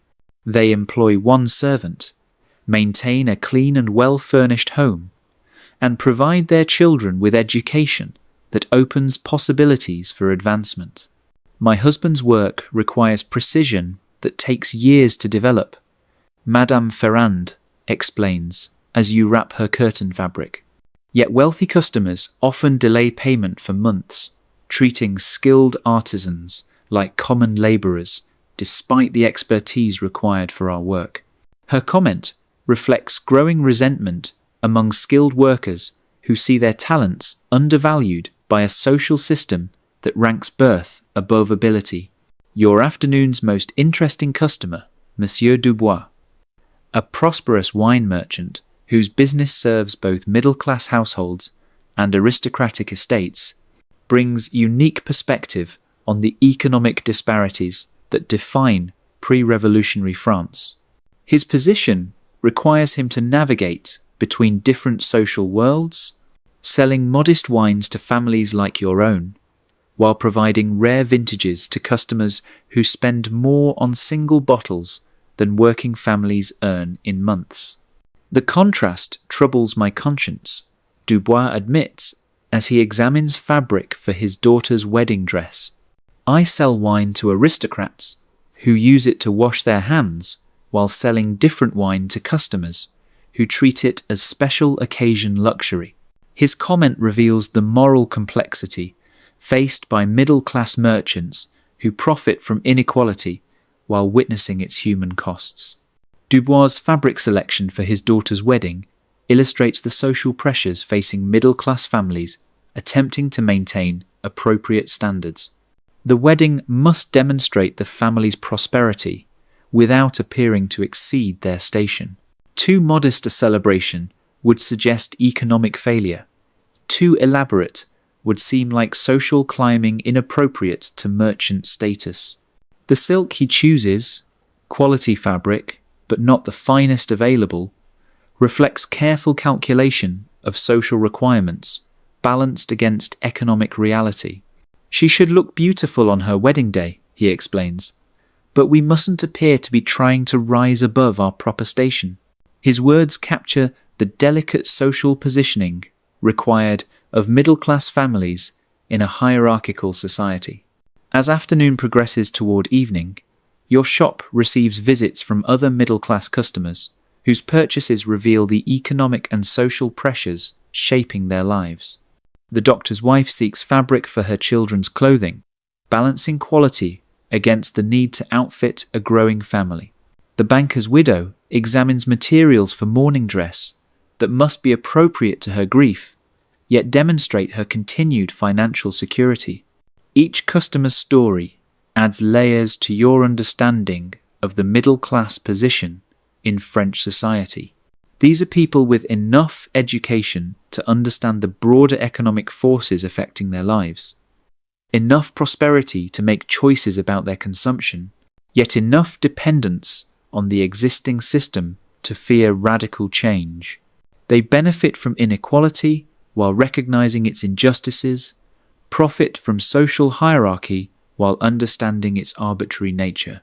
Your afternoon sales receipts tell a story of careful middle-class consumption, quality goods purchased after thoughtful consideration, prices negotiated respectfully but firmly, payments made promptly because professional reputation depends on financial reliability. These customers represent the backbone of your business people, who appreciate quality while understanding value, who can afford luxury while maintaining perspective on cost. Yet, as you serve these comfortable middle-class customers, you remain aware of the broader context that makes their prosperity possible. The wine merchant's success depends on aristocratic excess and middle-class moderation alike. The lawyer's income relies on a legal system that protects property rights while often failing to provide justice for the poor. The doctor's fees come from patients who can afford medical care while others die from treatable conditions. The middle-class prosperity you witness and participate in exists because of, rather than in spite of, the extreme inequalities that characterize pre-revolutionary France. Your customers' comfortable lives depend on a system that concentrates wealth at the top, while providing subsistence or less at the bottom. This knowledge creates a moral tension that will soon explode into revolutionary action. As evening approaches and you prepare to close your shop, you carry with you the day's accumulation of insights into the complex social dynamics that make revolution inevitable. The middle class that provides your livelihood will soon be forced to choose sides in a conflict between aristocratic privilege and popular desperation, a choice that will determine not just their economic futures, but the moral character of the society that emerges from the coming crisis. As the sun sets over Paris and your comfortable middle-class family prepares for dinner, a very different evening ritual unfolds in the cramped tenements where Pierre Moreau returns from his back-breaking day at the docks. The 15 sous earned through 12 hours of brutal labour must now stretch to cover his family's survival needs. A mathematical exercise in desperation that reveals the human cost of systemic inequality. Pierre climbs the narrow stairs to his basement room, each step an effort after the day's physical demands. His body aches from shoulders to feet, his hands are rubbed raw from handling rope and heavy cargo, his back spasms with each movement.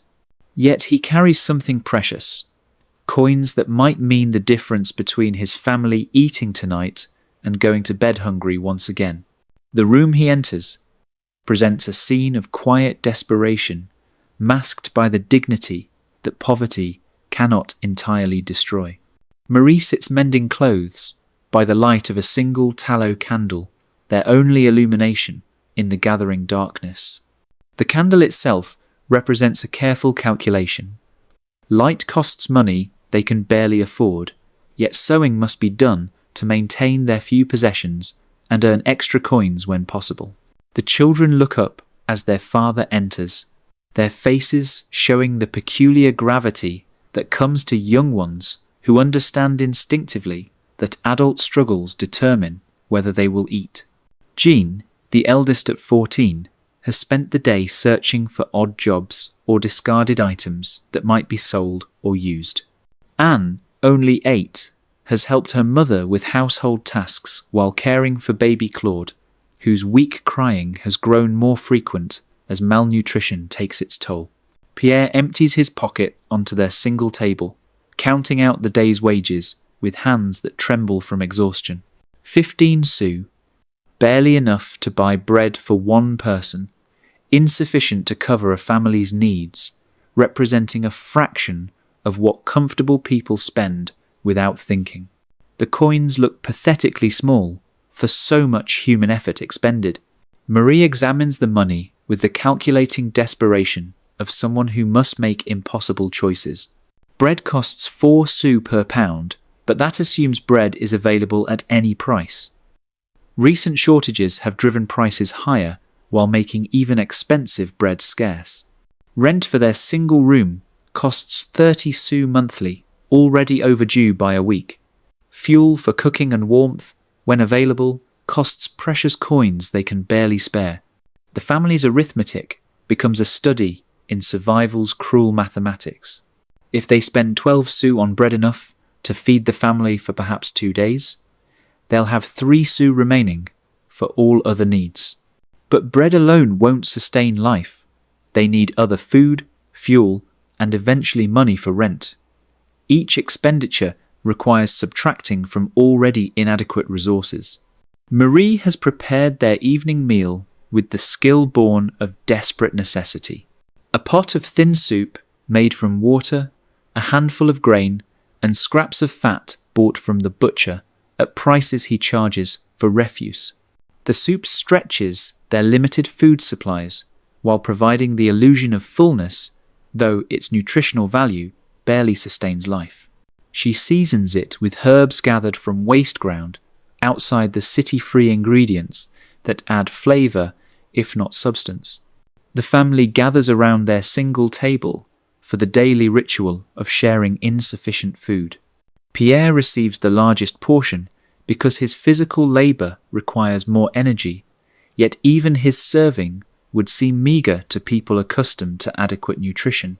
Marie takes the smallest portion, her maternal instinct to feed others before herself, slowly destroying her own health. The children eat with the focused intensity of those who understand that this meal might be their only one today. They clean their bowls thoroughly, using pieces of bread crust to capture every drop of liquid. Nothing is wasted, because waste means hunger. A lesson learned early and remembered always in families balanced on the edge of starvation. Conversation during their meagre meal reveals the constant pressure of survival that shapes their daily existence.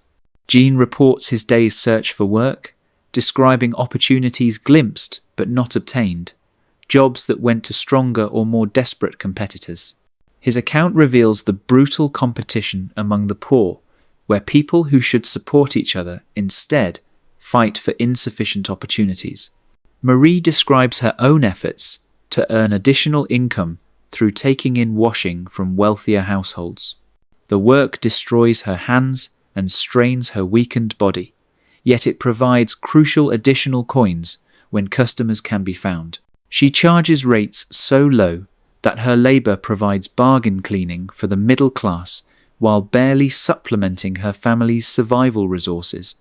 The economic calculations that govern their lives would be laughable if they weren't tragic. Marie might spend an entire day washing and ironing shirts for a middle-class household, earning perhaps 6 sous for work that leaves her exhausted. The same shirts, when new, cost more than her family spends on food in a month.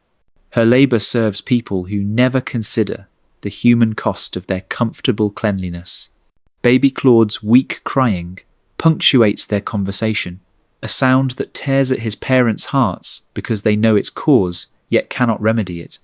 Marie's milk has nearly dried up from her own malnutrition, yet purchasing adequate food to restore her health would require money they don't possess. The cruel cycle of poverty ensures that each generation begins life already disadvantaged by circumstances beyond their control. After their inadequate meal, the family faces the evening's harsh realities. The single candle must be extinguished to conserve money, leaving them in darkness, punctuated only by streetlight filtering through their grimy window. Fuel for their small brazier is too expensive for regular use, leaving them to huddle together for warmth as temperatures drop. The room's other inhabitants, the Dubois family, sharing their cramped quarters, conduct similar evening rituals of making inadequate resources stretch impossible distances. 8 people attempt privacy in a space designed for one family, creating tensions that desperation barely keeps in check. Yet they maintain careful courtesy, understanding that survival depends on cooperation when conflict would make their situation unbearable. Sleep arrangements reveal another dimension of poverty's dehumanizing effects. Privacy becomes impossible when entire families share single rooms with other families. Children sleep wherever space can be found, often several to a pallet that provides minimal comfort.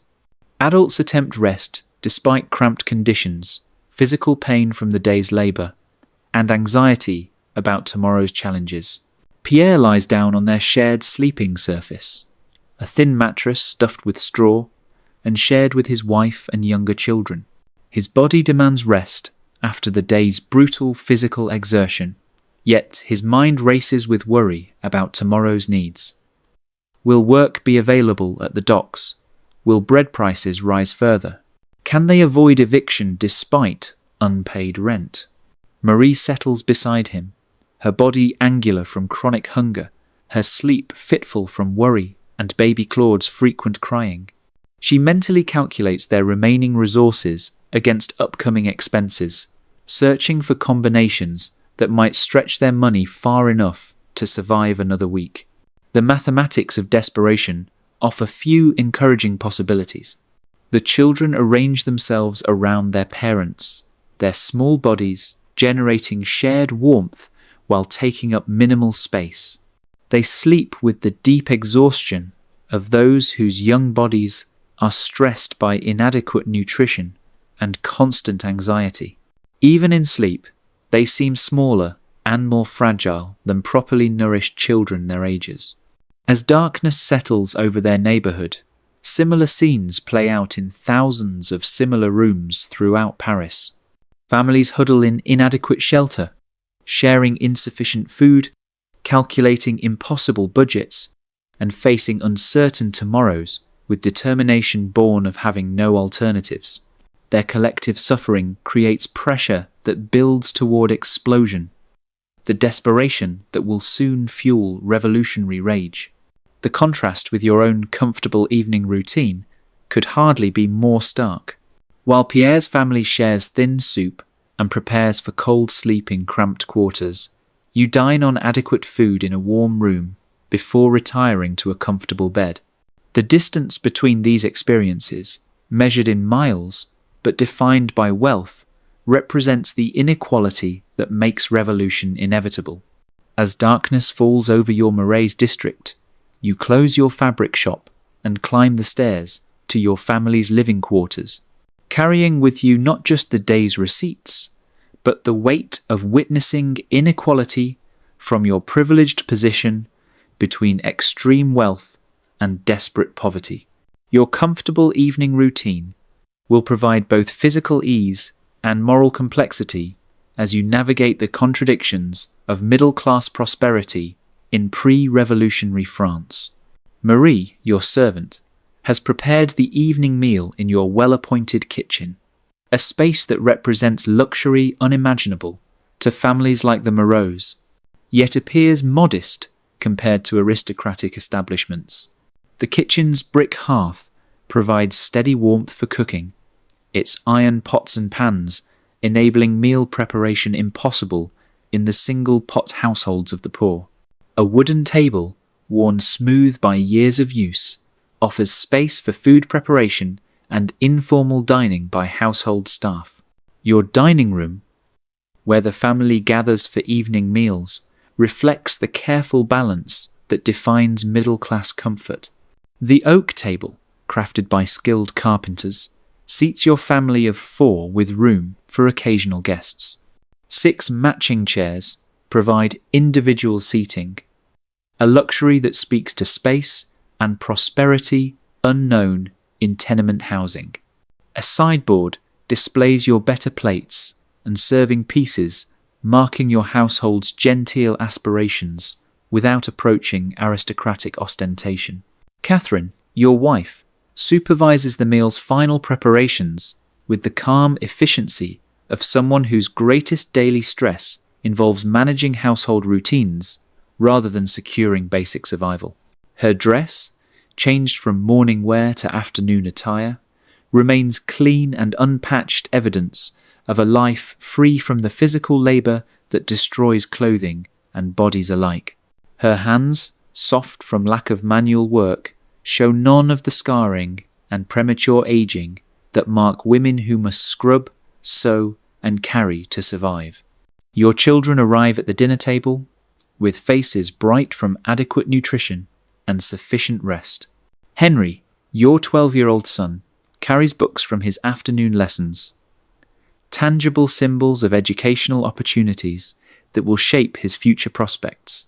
Marguerite, your 10-year-old daughter, wears a dress of good fabric, properly fitted and recently cleaned, her appearance marking her family's prosperity as clearly as any heraldic symbol. The evening meal itself provides stark contrast to the thin soup and bread crusts that constitute dinner in tenement households. Marie serves roasted chicken purchased from the market that morning, its cost exceeding what working families spend on food in a week. Vegetables seasoned with herbs and butter accompany the meat ingredients that represent luxury to people accustomed to flavouring their meals with whatever they can gather or afford.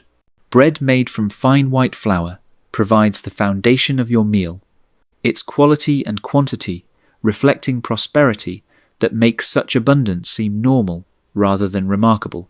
Wine accompanies dinner, not the rare vintages that grace aristocratic tables, but good wine that costs more per bottle than day labourers earn per week.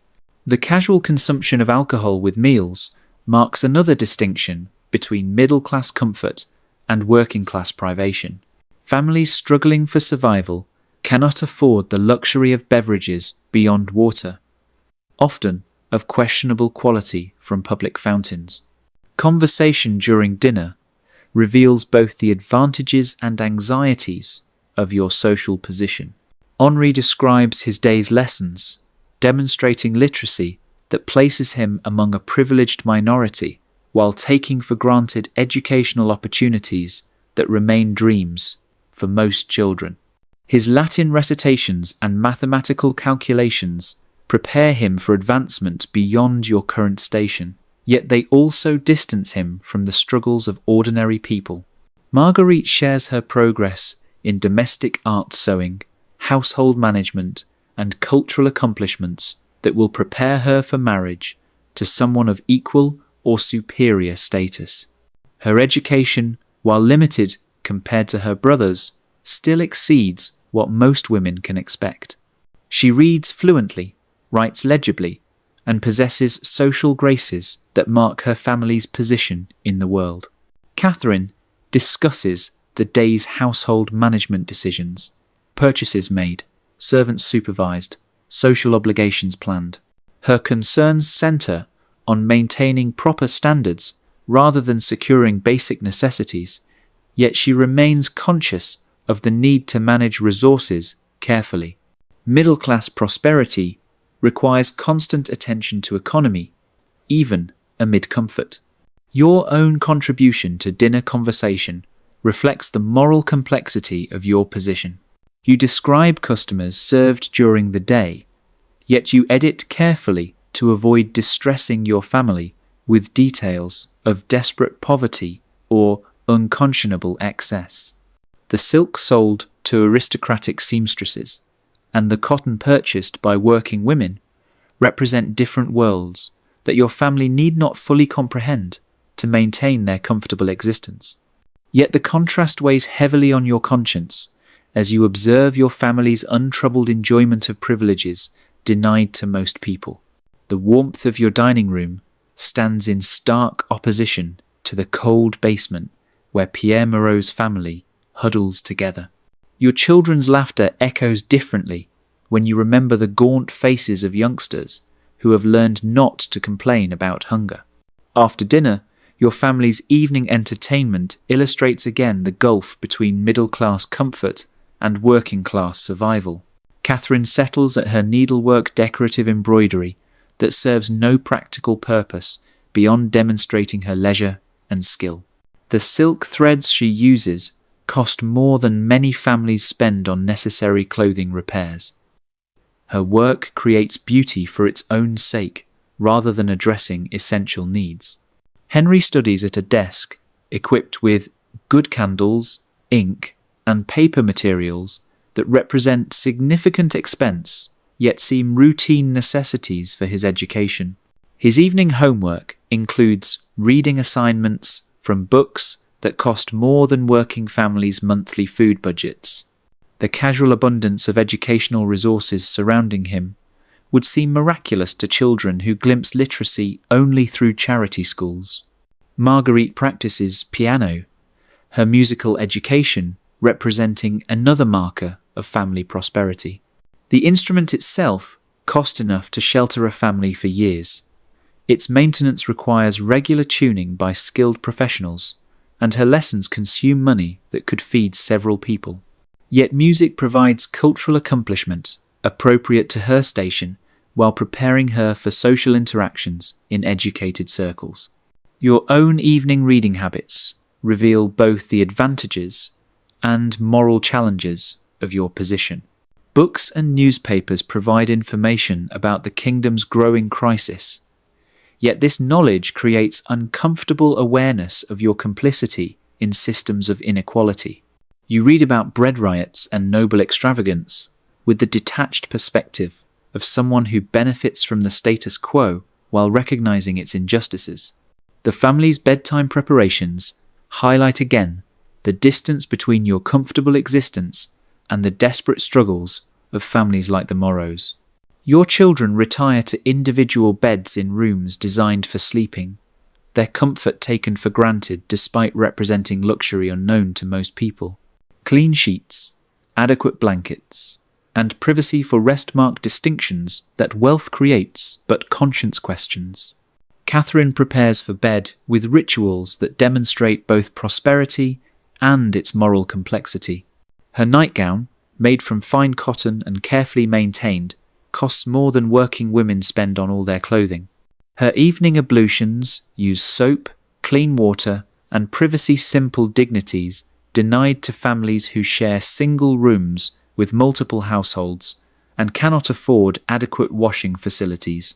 Your own bedtime routine provides time for reflection on the day's moral contradictions. The ledger books that record your business transactions tell stories of inequality in stark numerical terms. Silk sold to aristocrats for prices that exceed workers' annual incomes, modest fabrics purchased by families who count every sow, profits earned from a system that permits such extremes. Yet abandoning your business would neither solve broader problems nor help your own family maintain the comfortable existence that seems normal to them, but represents extraordinary privilege in the context of widespread poverty. The middle-class position creates moral complexity without offering clear solutions. You benefit from inequality while recognizing its injustices, participate in exploitation while maintaining personal decency. As you settle into your comfortable bed mattress properly stuffed, sheets regularly changed, blankets adequate for warmth, your mind carries the day's accumulation of moral weight. The contrast between your evening routine and Pierre Moreau's desperate calculations creates uncomfortable awareness that comfort comes at others' expense, even when you've committed no deliberate cruelty. Sleep, when it comes, brings dreams troubled by the knowledge that your world rests on foundations too fragile to support indefinitely such extremes of wealth and poverty. The revolution approaching will force choices between comfortable complicity and uncertain justice choices that your middle-class position makes both inevitable and impossible to make with clear conscience. While your family settles into comfortable evening routines and Pierre Moreau's family huddles together against cold and hunger, Queen Marie Antoinette retreats to her most cherished sanctuary, the Petit Trianon, an artificial village where she plays at being a simple shepherdess, surrounded by luxury that would sustain thousands of actual peasants. This elaborate fantasy reveals the complete disconnection between aristocratic imagination and the suffering realities that make such extravagance possible. The Petit Trianon, built at enormous expense in the gardens of Versailles, represents perhaps the most obscene display of wealth in a kingdom where such displays have become routine. Designed to look like a rustic farming village, it cost more to construct than entire provinces generate in annual revenues. Every detail, from the artificially weathered buildings to the carefully planned natural landscapes, required armies of skilled craftsmen working for years to create an illusion of simplicity. Marie Antoinette arrives at her fantasy village in a carriage that costs more than most nobles' annual incomes, attended by servants whose liveries represent more wealth than working families see in lifetimes. She descends onto cobblestones, artificially aged to appear centuries old. their rustic appearance achieved through techniques more expensive than using genuine antique materials. The deception begins before she takes her first step into this elaborate theatrical production. The Queen's costume for her shepherdess role embodies the moral corruption that defines aristocratic excess. Made from silk designed to resemble rough peasant linen, her simple dress costs more than actual peasants spend on clothing in decades.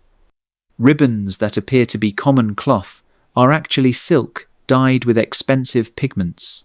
Her shepherd's crook, designed to look like a practical tool, is crafted from precious woods and decorated with jewels worth more than entire villages. The carefully planned poverty of the Petit Trianon mocks the real suffering that defines most people's existence. Cottages built to look humble contain furnishings more luxurious than those found in genuinely prosperous homes.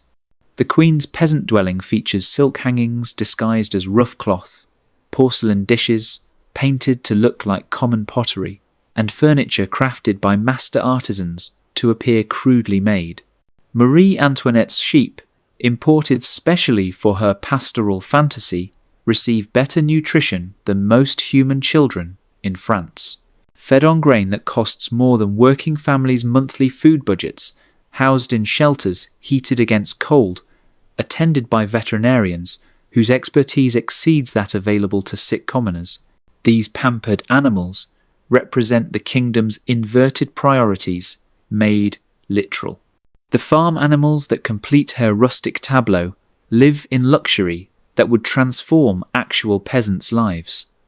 Cows produce milk that will be churned into butter using silver churns disguised as wooden implements. Chickens lay eggs in coops lined with silk hidden beneath artificial straw. Even the farm's waste becomes precious manure, is mixed with perfumes to eliminate odours that might disturb the Queen's sensitive nose. The servants who maintain this artificial paradise must themselves become part of the deception. Dressed as idealized peasants in costumes that cost fortunes, they perform agricultural tasks with implements made from precious materials. Their simple clothing is tailored by the kingdom's finest seamstresses.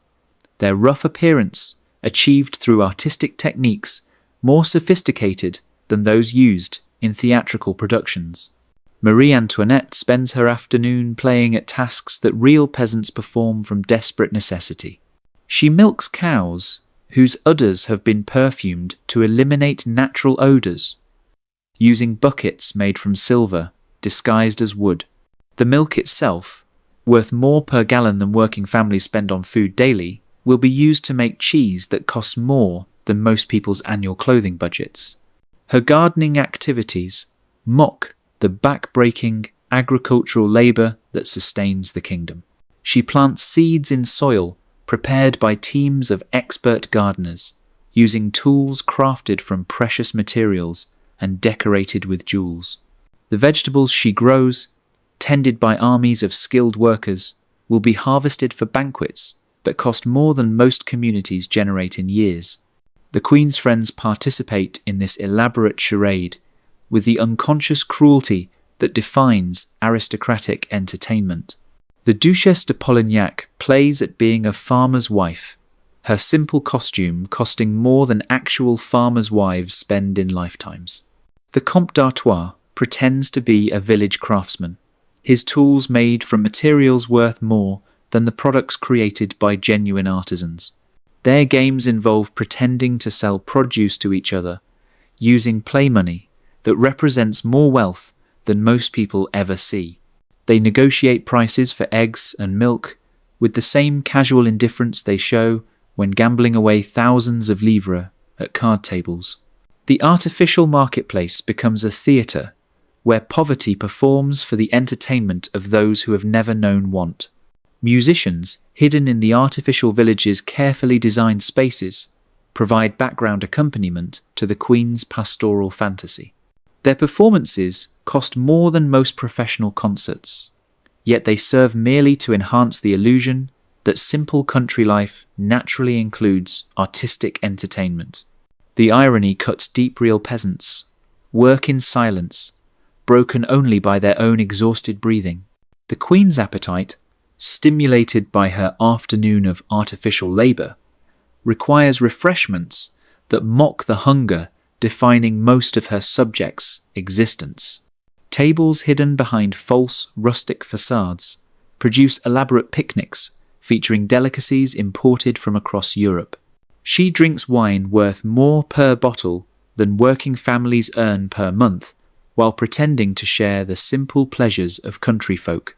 As evening approaches at the Petit Trianon, Marie Antoinette prepares to return to Versailles proper.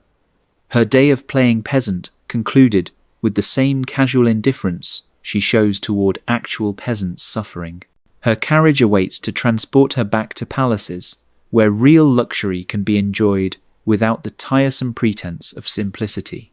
The servants who maintain her fantasy village will work through the night preparing for her next visit, their real labour supporting her pretend work, their genuine poverty making possible her artificial simplicity. They understand, perhaps better than the Queen herself, the cruel irony that their actual hardship sustains her imaginary hardship.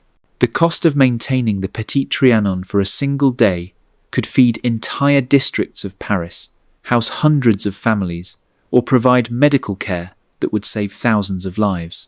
Yet it exists solely to allow one woman to pretend, for a few hours, that she understands the simple life that circumstances force upon millions of her subjects. This elaborate fantasy represents more than mere extravagance. It embodies the moral corruption that makes revolution inevitable. When rulers can spend fortunes pretending to be poor while actual poor people starve, when artificial simplicity costs more than genuine luxury, when the suffering of millions becomes entertainment for the few, the system has lost all moral legitimacy. The Petit Trianon stands as monument to inequality, so extreme it transcends economic injustice to become spiritual obscenity. It will be remembered not as charming royal eccentricity, but as symbol of the moral blindness that destroys civilizations from within. While Queen Marie Antoinette plays at being a shepherdess in her artificial village, Dr. Antoine Rousseau makes his evening rounds through the real Paris, where the inequality you've witnessed all day manifests most cruelly in the vast disparities of medical care available to rich and poor. His practice serves patients across the social spectrum, providing him unique insight into how wealth determines not just comfort but survival itself. Dr. Rousseau's first stop takes him to the elegant townhouse of the Marquise de Montmorency, whose afternoon complaint of vapours requires immediate attention from the capital's most prestigious physicians. Her condition, largely imaginary but treated with utmost seriousness, will consume more medical resources than most families see in lifetimes, yet it represents routine care for someone of her elevated station. The Marquise receives Dr. Rousseau in her boudoir, a chamber that cost more to decorate than most hospitals spend in years. Silk hangings, crystal chandeliers, and furniture crafted by master artisans create an environment designed to promote healing through luxury rather than medicine. Her complaint fatigue, brought on by the exhausting demands of court life, would seem laughable to families who struggle with genuine illness while lacking resources for treatment. The doctor's examination reveals nothing more serious than the natural consequences of excessive rich food, inadequate exercise, and the moral emptiness that characterizes aristocratic existence. Yet he prescribes expensive remedies with the gravity appropriate to treating someone whose medical bills could fund hospitals. Rare herbs imported from distant lands, mineral waters transported at enormous expense, and specialized treatments that require teams of attendants. The medicines prescribed for the Marquise's imaginary ailments cost more than working families spend on food in months. Exotic compounds, mixed by expensive apothecaries, rare essences distilled from flowers that grow only in particular climates, and preparations that require ingredients worth their weight in gold to treat conditions that exist primarily in the patient's mind and social circle's expectations. Dr. Rousseau's treatment protocol reflects the medical care available to France's wealthiest citizens. Regular visits from prestigious physicians, constant attention from specialized nurses, access to the latest treatments regardless of cost, and medical consultations that treat the patient's comfort as paramount consideration. The Marquise's health receives attention that could save hundreds of genuinely sick people. From this palace of medical luxury, Dr. Rousseau travels to the opposite end of Paris's social spectrum, the tenements where real illness ravages families who cannot afford even basic care. His charity work, performed without compensation as moral obligation, brings him face to face with suffering that wealth could easily alleviate but chooses to ignore. His destination is the same neighborhood where Pierre Moreau's family struggles for survival, where Dr. Rousseau finds medical emergencies that proper nutrition and sanitation could prevent. The building he enters lacks adequate ventilation, clean water, or basic sanitation conditions that breed disease among people already weakened by chronic hunger and exhaustion. In a basement room similar to the Moreaus, Dr. Rousseau examines a child whose symptoms reveal advanced malnutrition disguised as various specific ailments. The boy's swollen belly, characteristic of protein deficiency, could be treated easily with proper diet, yet his family cannot afford adequate food. His stunted growth, delayed development, and susceptibility to infection stem from poverty rather than medical mystery. The child's mother, gaunt from feeding her family before herself, describes symptoms with desperate hope that medical knowledge might provide solutions that money cannot. Her questions reveal heartbreaking faith in expertise, despite her inability to afford treatment. What foods should she provide? What medicines might help? How can she protect her other children from similar suffering?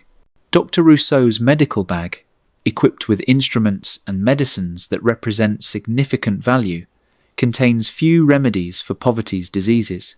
His training taught him to diagnose conditions and prescribe treatments. Yet the underlying cause of most illness among the poor inadequate nutrition, unsafe living conditions, exhaustion from overwork lies beyond medical intervention.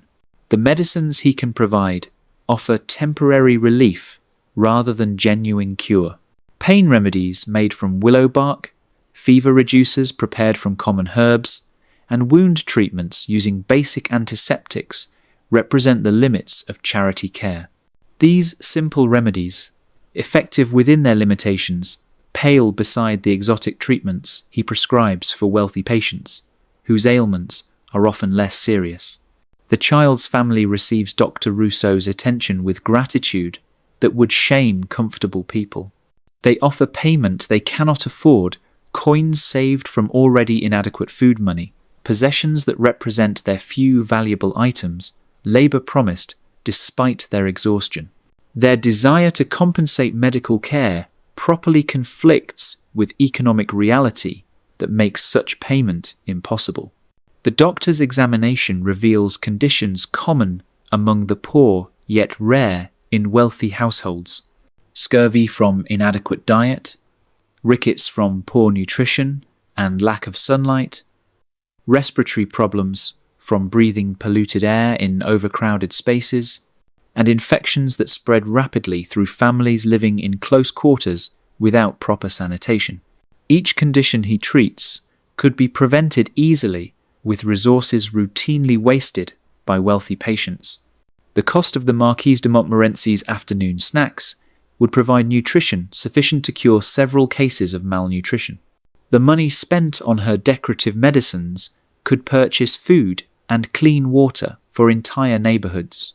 Dr. Rousseau's evening rounds continue through similar scenes of medical inequality.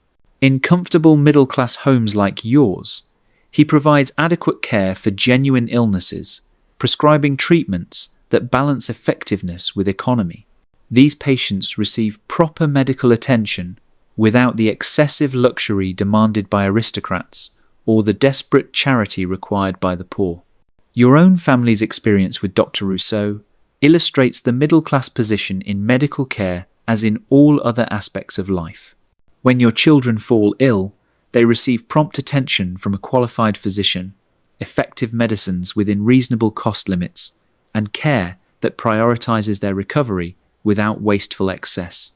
Their medical treatment ensures survival and health without the elaborate production that surrounds aristocratic healthcare.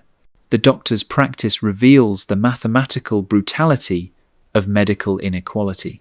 Time spent treating the Marquise's imaginary vapours could be used to save several genuinely sick children. Money spent on exotic remedies for wealthy hypochondriacs could purchase basic medicines for hundreds of poor patients. The system allocates medical resources based on ability to pay rather than severity of need. Dr. Rousseau carries with him the moral weight of serving a system that permits such disparities while trying to preserve his professional ethics within impossible constraints. He must provide the best possible care for wealthy patients, whose ailments are often trivial, while rationing his charity among poor patients whose needs overwhelm his ability to help. His evening concludes with the bitter knowledge that medical science, which should serve humanity's universal need for health, instead becomes another mechanism for reinforcing social inequality. The healing arts become luxury goods for the wealthy, adequate services for the middle class, and charity scraps for the poor, a distribution that mocks medicine's fundamental purpose. As Dr. Rousseau returns to his own comfortable middle-class home, he carries with him the day's accumulation of moral contradictions. His medical practice provides good income and social respect, while serving a system that denies basic healthcare to those who need it most. Like you and others in the middle class, he benefits from inequality while understanding its injustices, participates in unfair systems while maintaining personal decency.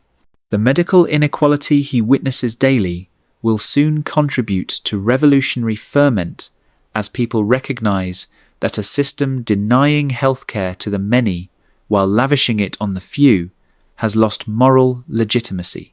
The revolution approaching will demand not just political change, but fundamental restructuring of how society distributes its resources for human welfare. Dawn breaks over Paris with a cruel irony, while Queen Marie Antoinette's kitchens prepare elaborate breakfasts that will barely be touched. Hundreds of desperate people form lines outside bakeries, hoping to purchase bread at prices that consume half their income when available at all.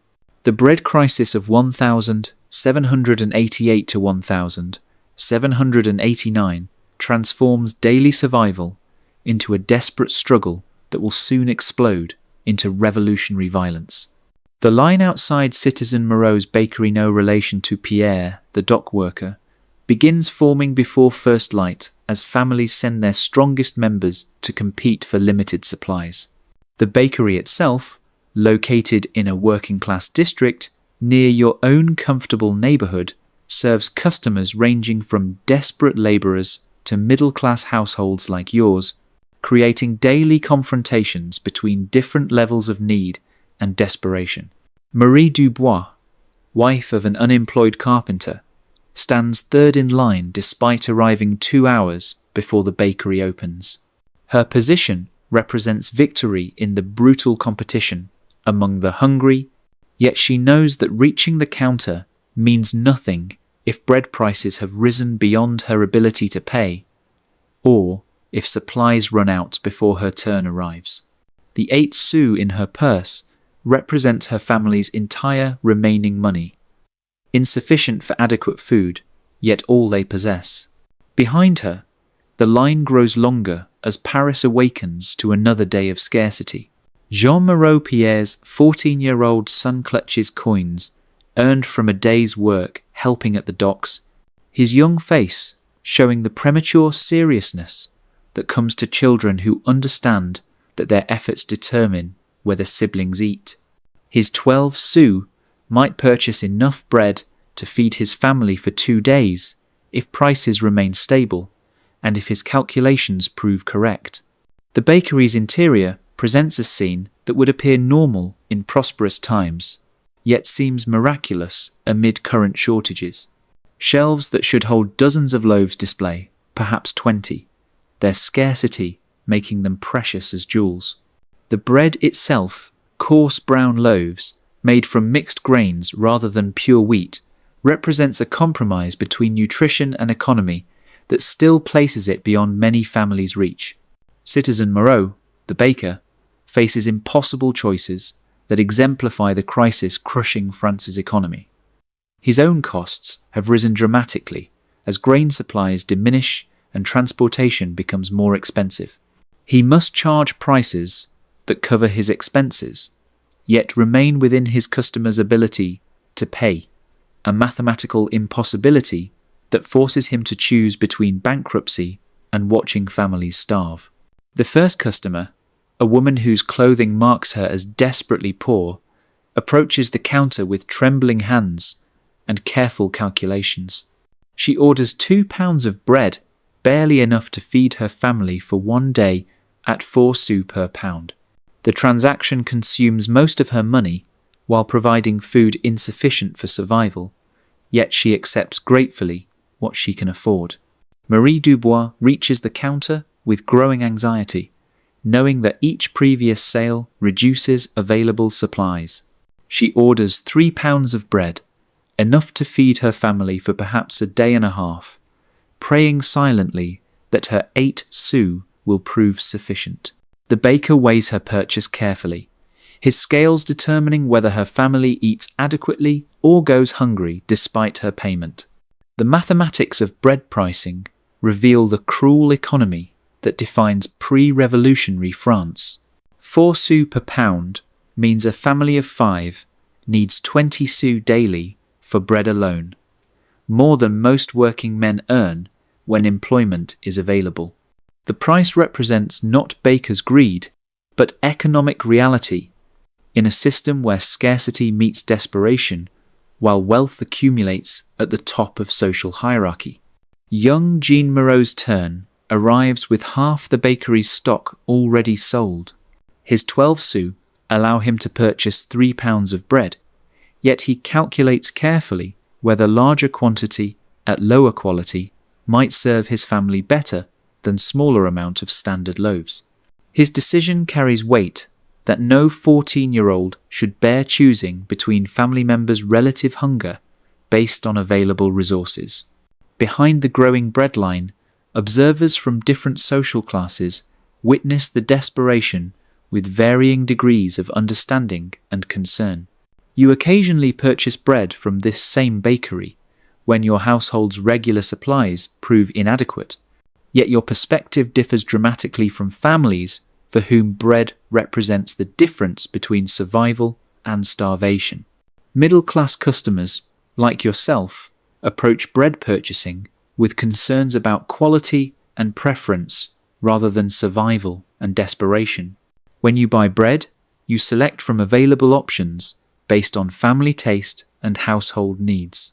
Your children's preferences matter because you can afford to consider satisfaction alongside nutrition. The 4 sous per pound that devastates working class budgets represents routine expense in your household economy.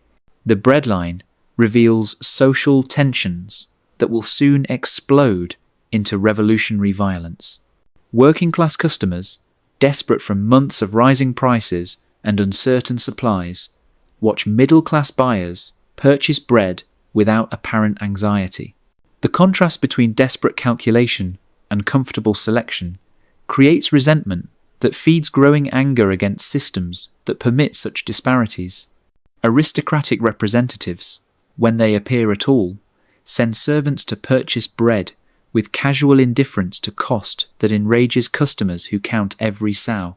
The sight of well-dressed servants buying bread for wealthy households that waste more food than poor families consume creates bitterness that transcends mere economic complaint to become moral outrage. As mourning progresses and bread supplies diminish, the line's mood grows uglier. Customers, who arrive to find supplies exhausted, face the prospect of families going without food while knowing that wealthy households purchase bread they don't need.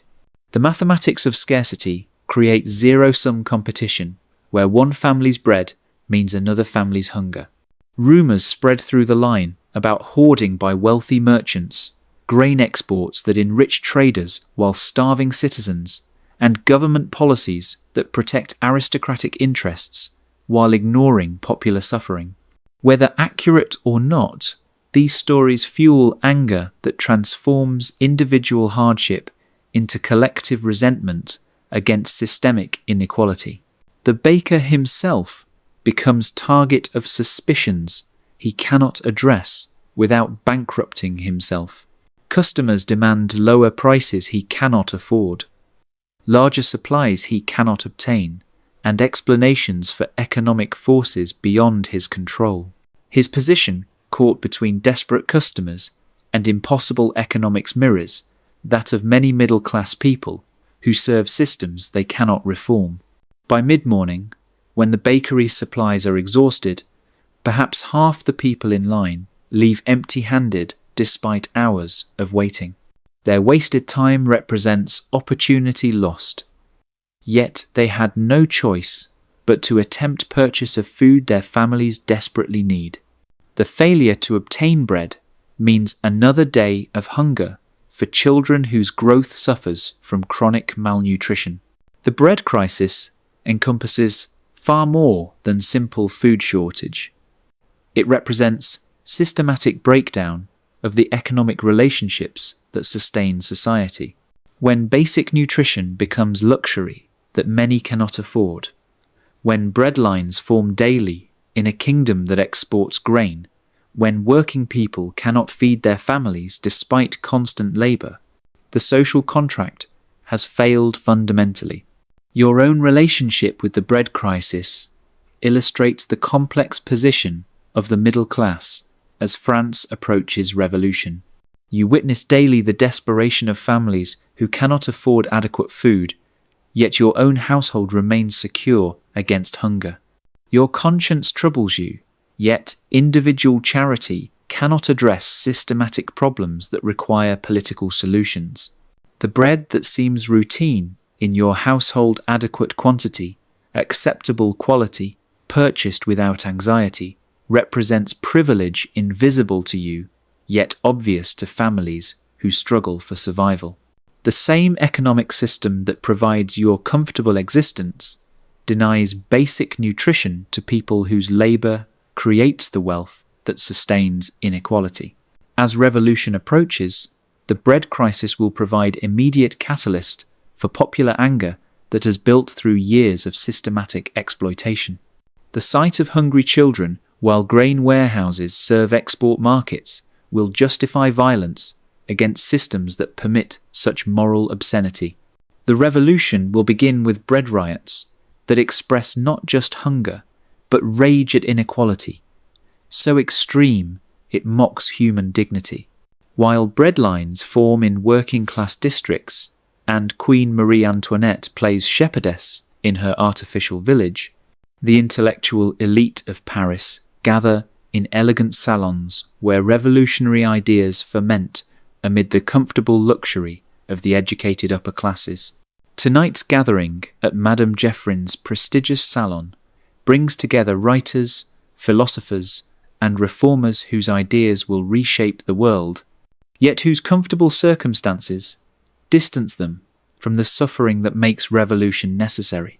Madame Geoffrin's salon, located in a fashionable district not far from your own Marais neighbourhood, represents the intellectual pinnacle of pre-revolutionary France.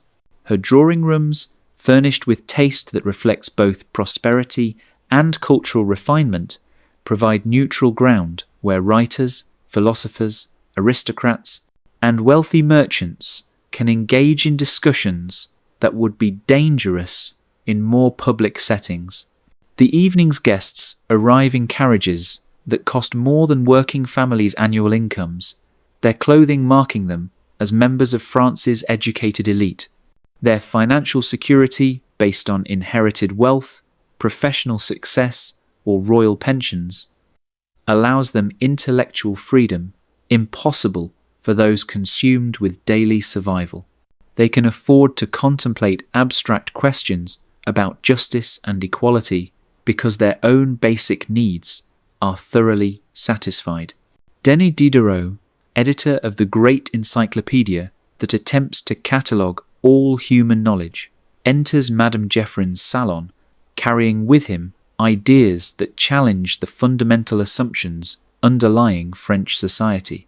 His encyclopedic project, funded by wealthy subscribers who pay enormous sums for intellectual luxury, spreads dangerous concepts about reason, natural rights, and popular sovereignty among educated people who have both leisure to read and resources to act on their convictions. The intellectual conversation that unfolds over expensive wine and elaborate refreshments explores concepts that will soon justify revolutionary violence. Voltaire's critiques of religious authority, Rousseau's theories about natural equality, and Montesquieu's ideas about separation of powers provide philosophical foundation for political transformation, yet these ideas emerge from comfortable circumstances that insulate their creators from revolution's human costs. The salon's atmosphere combines intellectual excitement with social privilege in ways that illustrate the complex relationship between ideas and inequality. The same economic system that permits such comfortable intellectual gatherings also creates the suffering that makes revolutionary change necessary. The philosophers who theorize about justice enjoy lives of privilege that depend on systematic injustice affecting millions of people. Madame Geoffrin herself embodies these contradictions. Her wealth, inherited from a successful merchant husband, allows her to patronize intellectual activity while remaining removed from economic realities that shape most people's existence. She can afford to support writers whose ideas challenge existing authority because her own security depends on systems that maintain her elevated position regardless of political changes. The evening's discussion centers on questions that carry revolutionary implications. What legitimizes political authority? Do people possess natural rights that governments cannot violate? Can social inequality be justified if it serves no useful purpose? These abstract philosophical questions will soon become practical political problems that demand violent solutions. Jean-Jacques Rousseau, whose writings about natural equality and popular sovereignty provide intellectual justification for revolutionary democracy, participates in discussions that reveal the distance between theory and practice.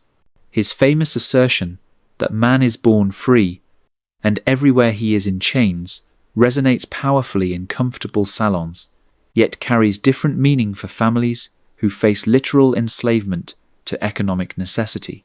The philosopher's comfortable circumstances allow them intellectual luxury impossible for people struggling with survival. They can contemplate ideal societies, debate abstract principles of justice, and imagine political alternatives because they possess leisure time, educational background, and financial security that lift them above immediate material concerns. Their ideas about equality emerge from positions of privilege rather than experiences of oppression.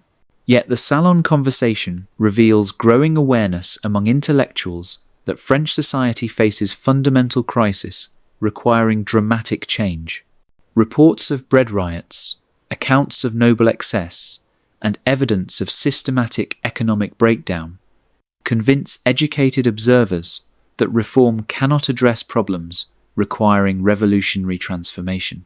Their comfortable discussions prepare intellectual groundwork for political upheaval.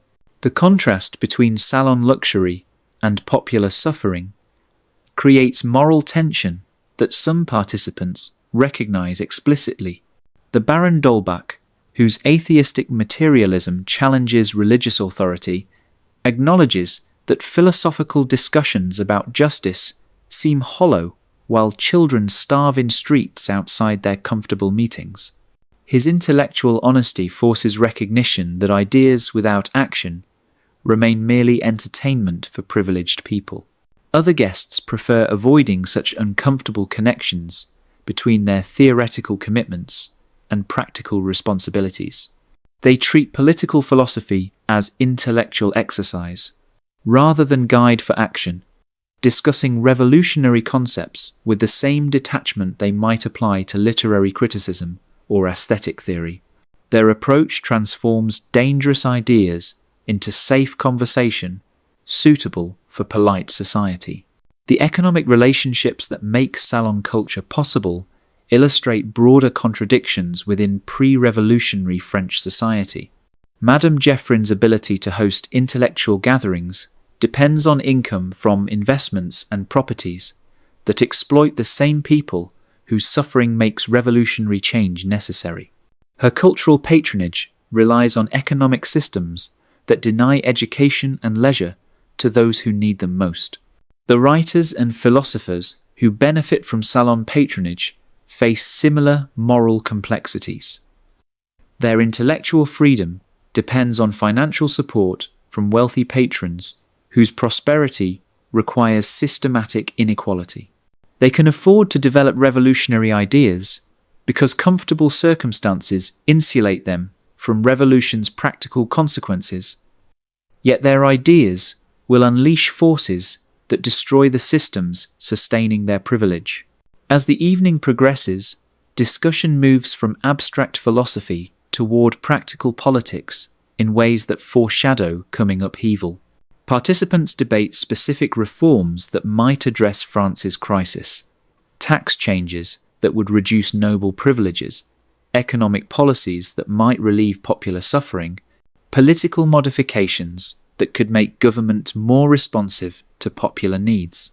Yet, even these practical discussions remain removed from the desperate realities affecting most French people.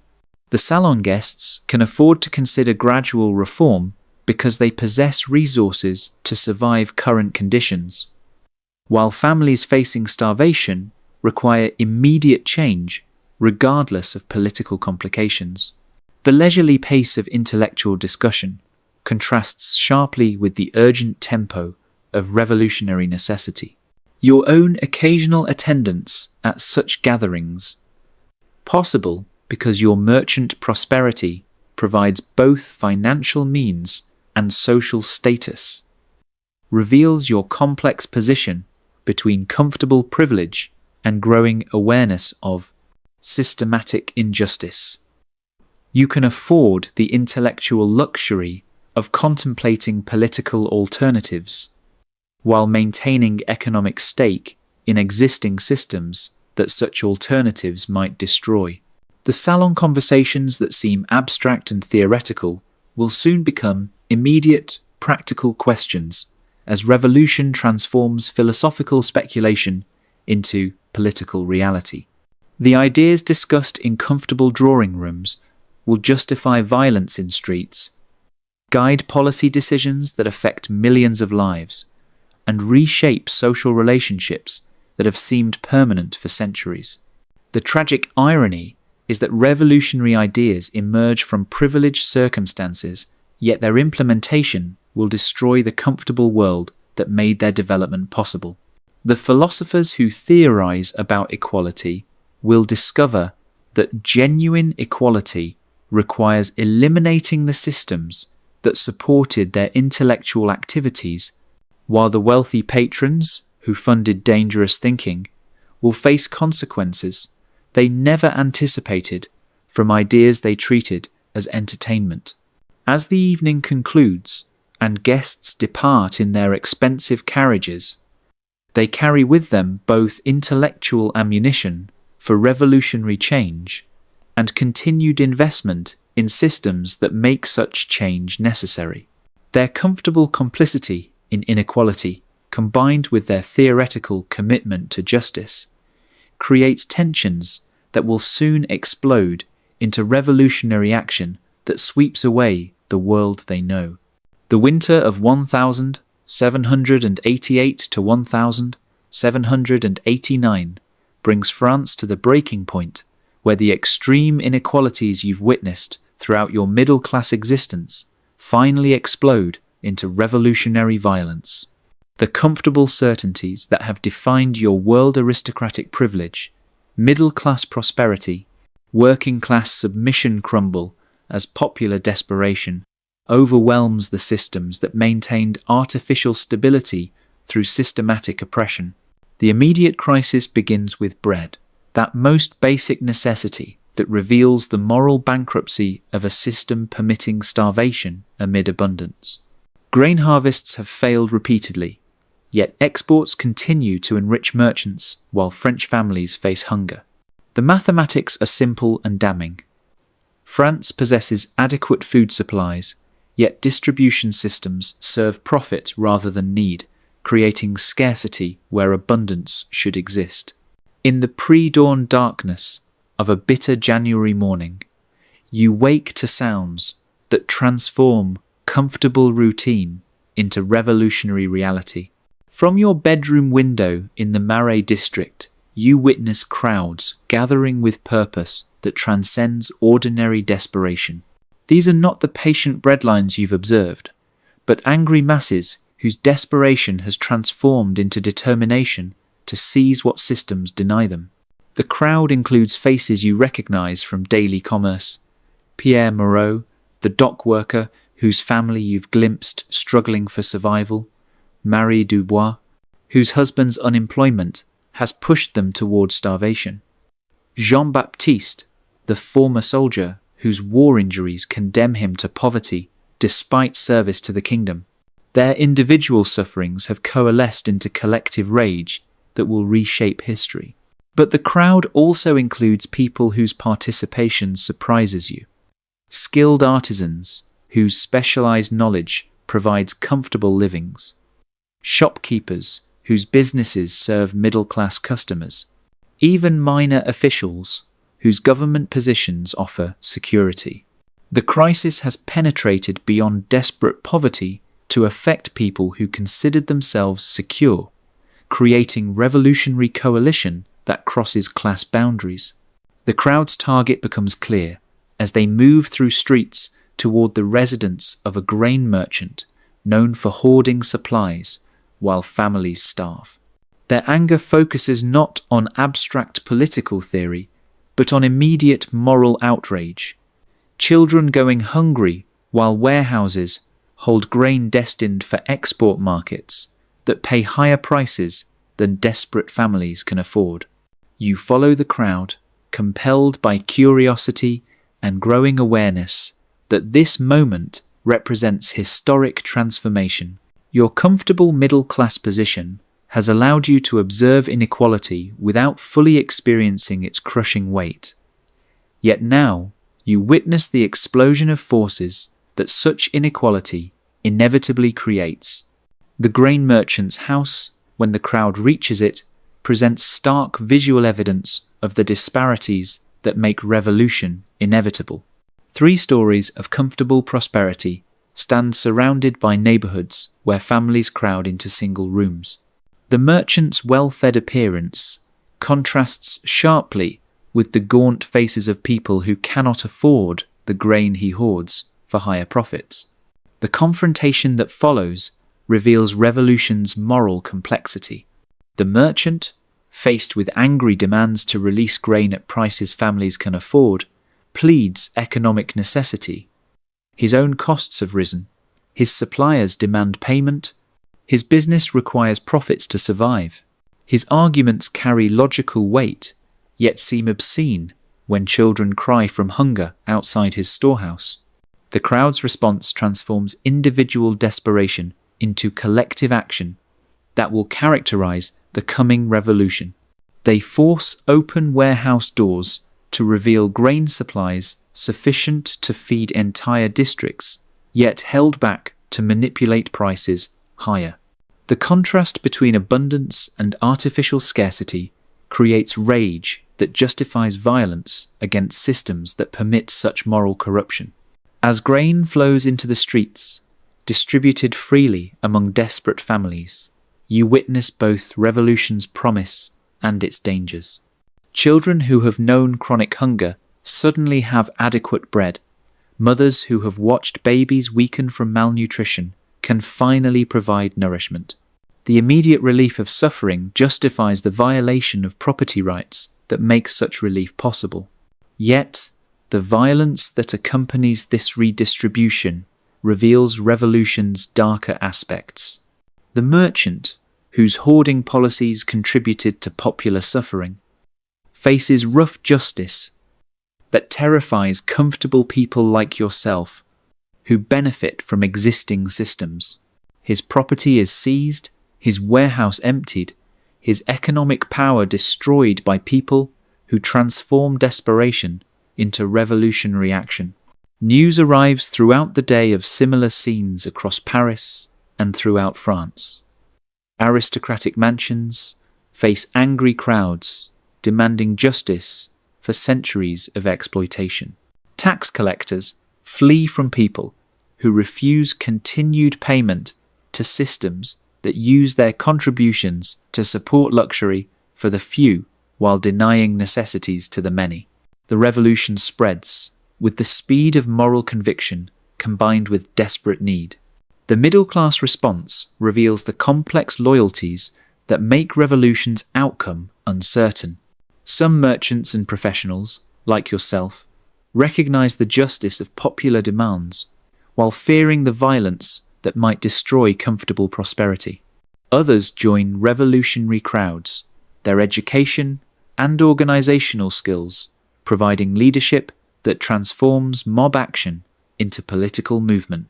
Your own position becomes increasingly uncomfortable as you realize that comfortable middle-class existence depends on the same systems of inequality that make revolution necessary.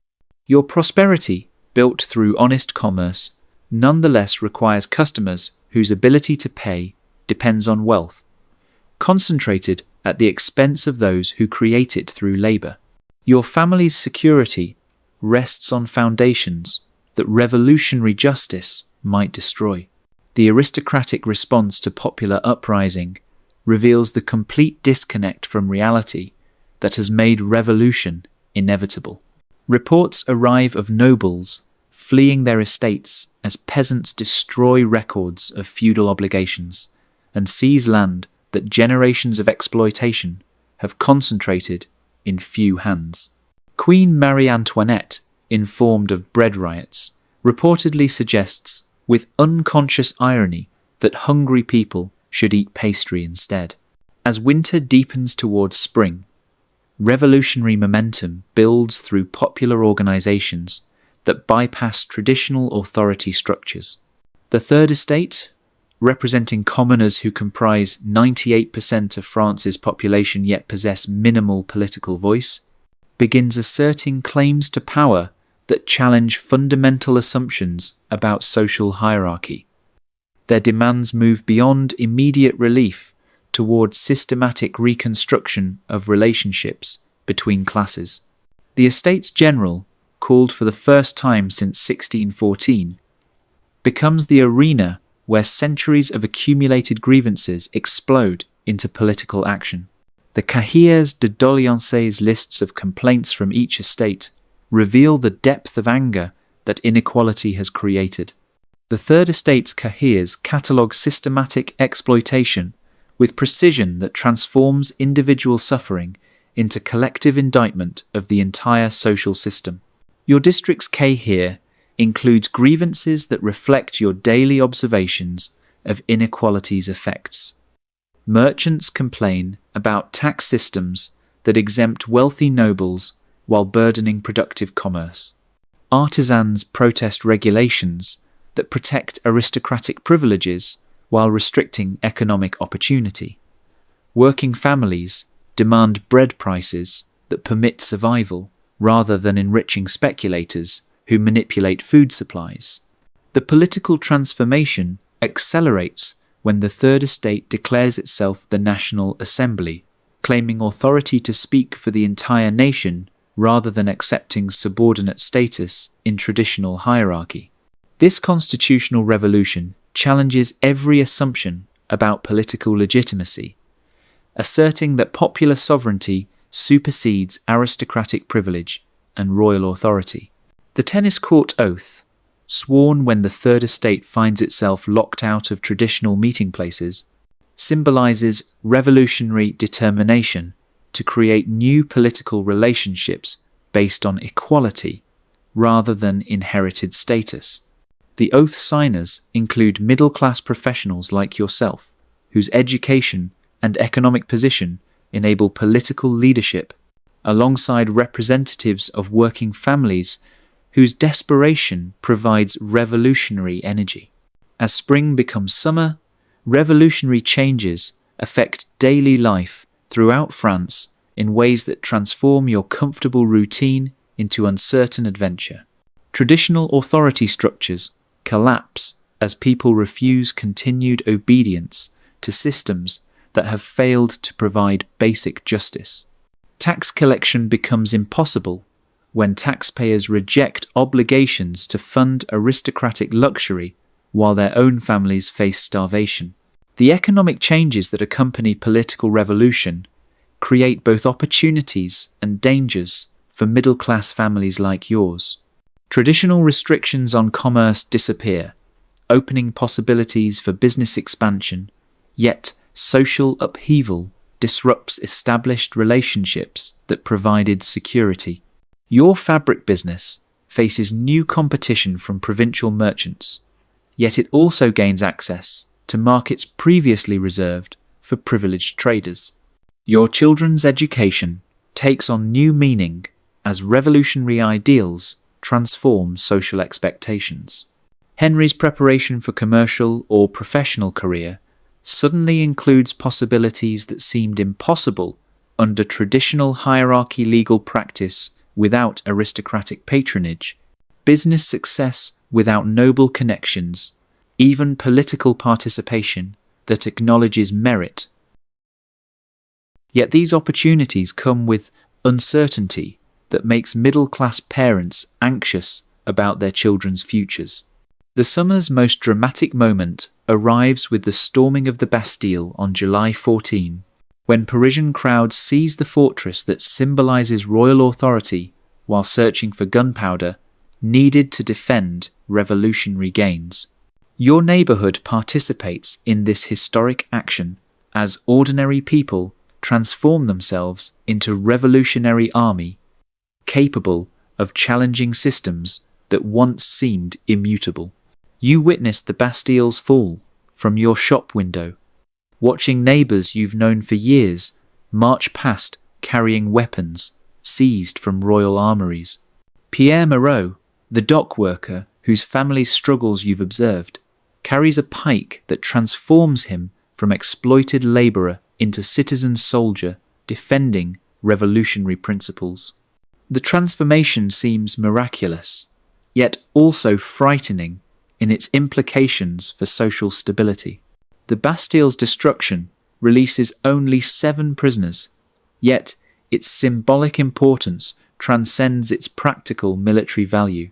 The fortress represented royal power's ability to imprison people without trial, to enforce aristocratic will through arbitrary authority, to maintain inequality through systematic violence. Its fall announces that popular power can destroy institutions that seemed permanent, creating possibilities for fundamental social reconstruction. The Declaration of the Rights of Man and Citizen, proclaimed in August, codifies revolutionary principles that transform philosophical speculation into practical political program. The document's assertion that men are born and remain free and equal in rights directly contradicts every assumption that has justified the inequality you've witnessed throughout pre-revolutionary France. Yet implementing these revolutionary principles proves more complex than proclaiming them. The abolition of feudalism eliminates legal foundations for aristocratic privilege, yet economic relationships that created inequality persist in modified forms. The Declaration of Equality before law challenges traditional hierarchy, yet practical questions about property rights and economic organization remain unresolved. Your own position during these revolutionary months illustrates the complex challenges facing middle-class families who benefit from some aspects of change while losing security that traditional systems provided. Your business profits from reduced restrictions on commerce, yet social upheaval disrupts established relationships with customers and suppliers. Your family enjoys new political rights, yet revolutionary violence creates uncertainty about property security and social stability. The revolutionary process reveals both its promise and its dangers as popular energy that destroyed unjust systems struggles to create workable alternatives. The same crowds that justly demanded bread distribution also threaten property rights that protect middle-class prosperity. The political changes that eliminate aristocratic privilege also challenge traditional relationships that provided social stability. By autumn 1789, the revolution has accomplished more fundamental change in months than previous centuries achieved through gradual reform, yet the future remains uncertain as different revolutionary factions compete for control over the transformation's direction. The middle class that provided crucial leadership for revolutionary success now faces choices about how far change should proceed and what new systems should replace destroyed institutions. Your comfortable middle-class existence has been transformed by revolutionary events that seemed unimaginable during the pre-revolutionary period when extreme inequality appeared as natural and permanent feature of social organization. The revolution has vindicated your growing moral unease about systematic injustice while creating new challenges about how to build just society from the ruins of corrupt systems. The inequality you witnessed, daily aristocratic excess, alongside desperate poverty, comfortable middle-class prosperity amid working-class suffering, has been challenged by revolutionary action that asserts human dignity over inherited privilege. Yet the revolution's ultimate success will depend on whether new institutions can provide both justice and stability, both equality and prosperity, both individual rights and collective welfare. As 1789 draws to a close, you carry with you the knowledge that comfortable complicity in unjust systems eventually becomes impossible when inequality reaches extremes that mock human dignity. The revolution has taught you that social transformation, however painful and uncertain, becomes necessary when existing institutions fail to provide basic justice for the people they claim to serve. The future remains unwritten, yet the revolutionary experience has demonstrated that ordinary people possess power to reshape society when moral conviction combines with desperate necessity.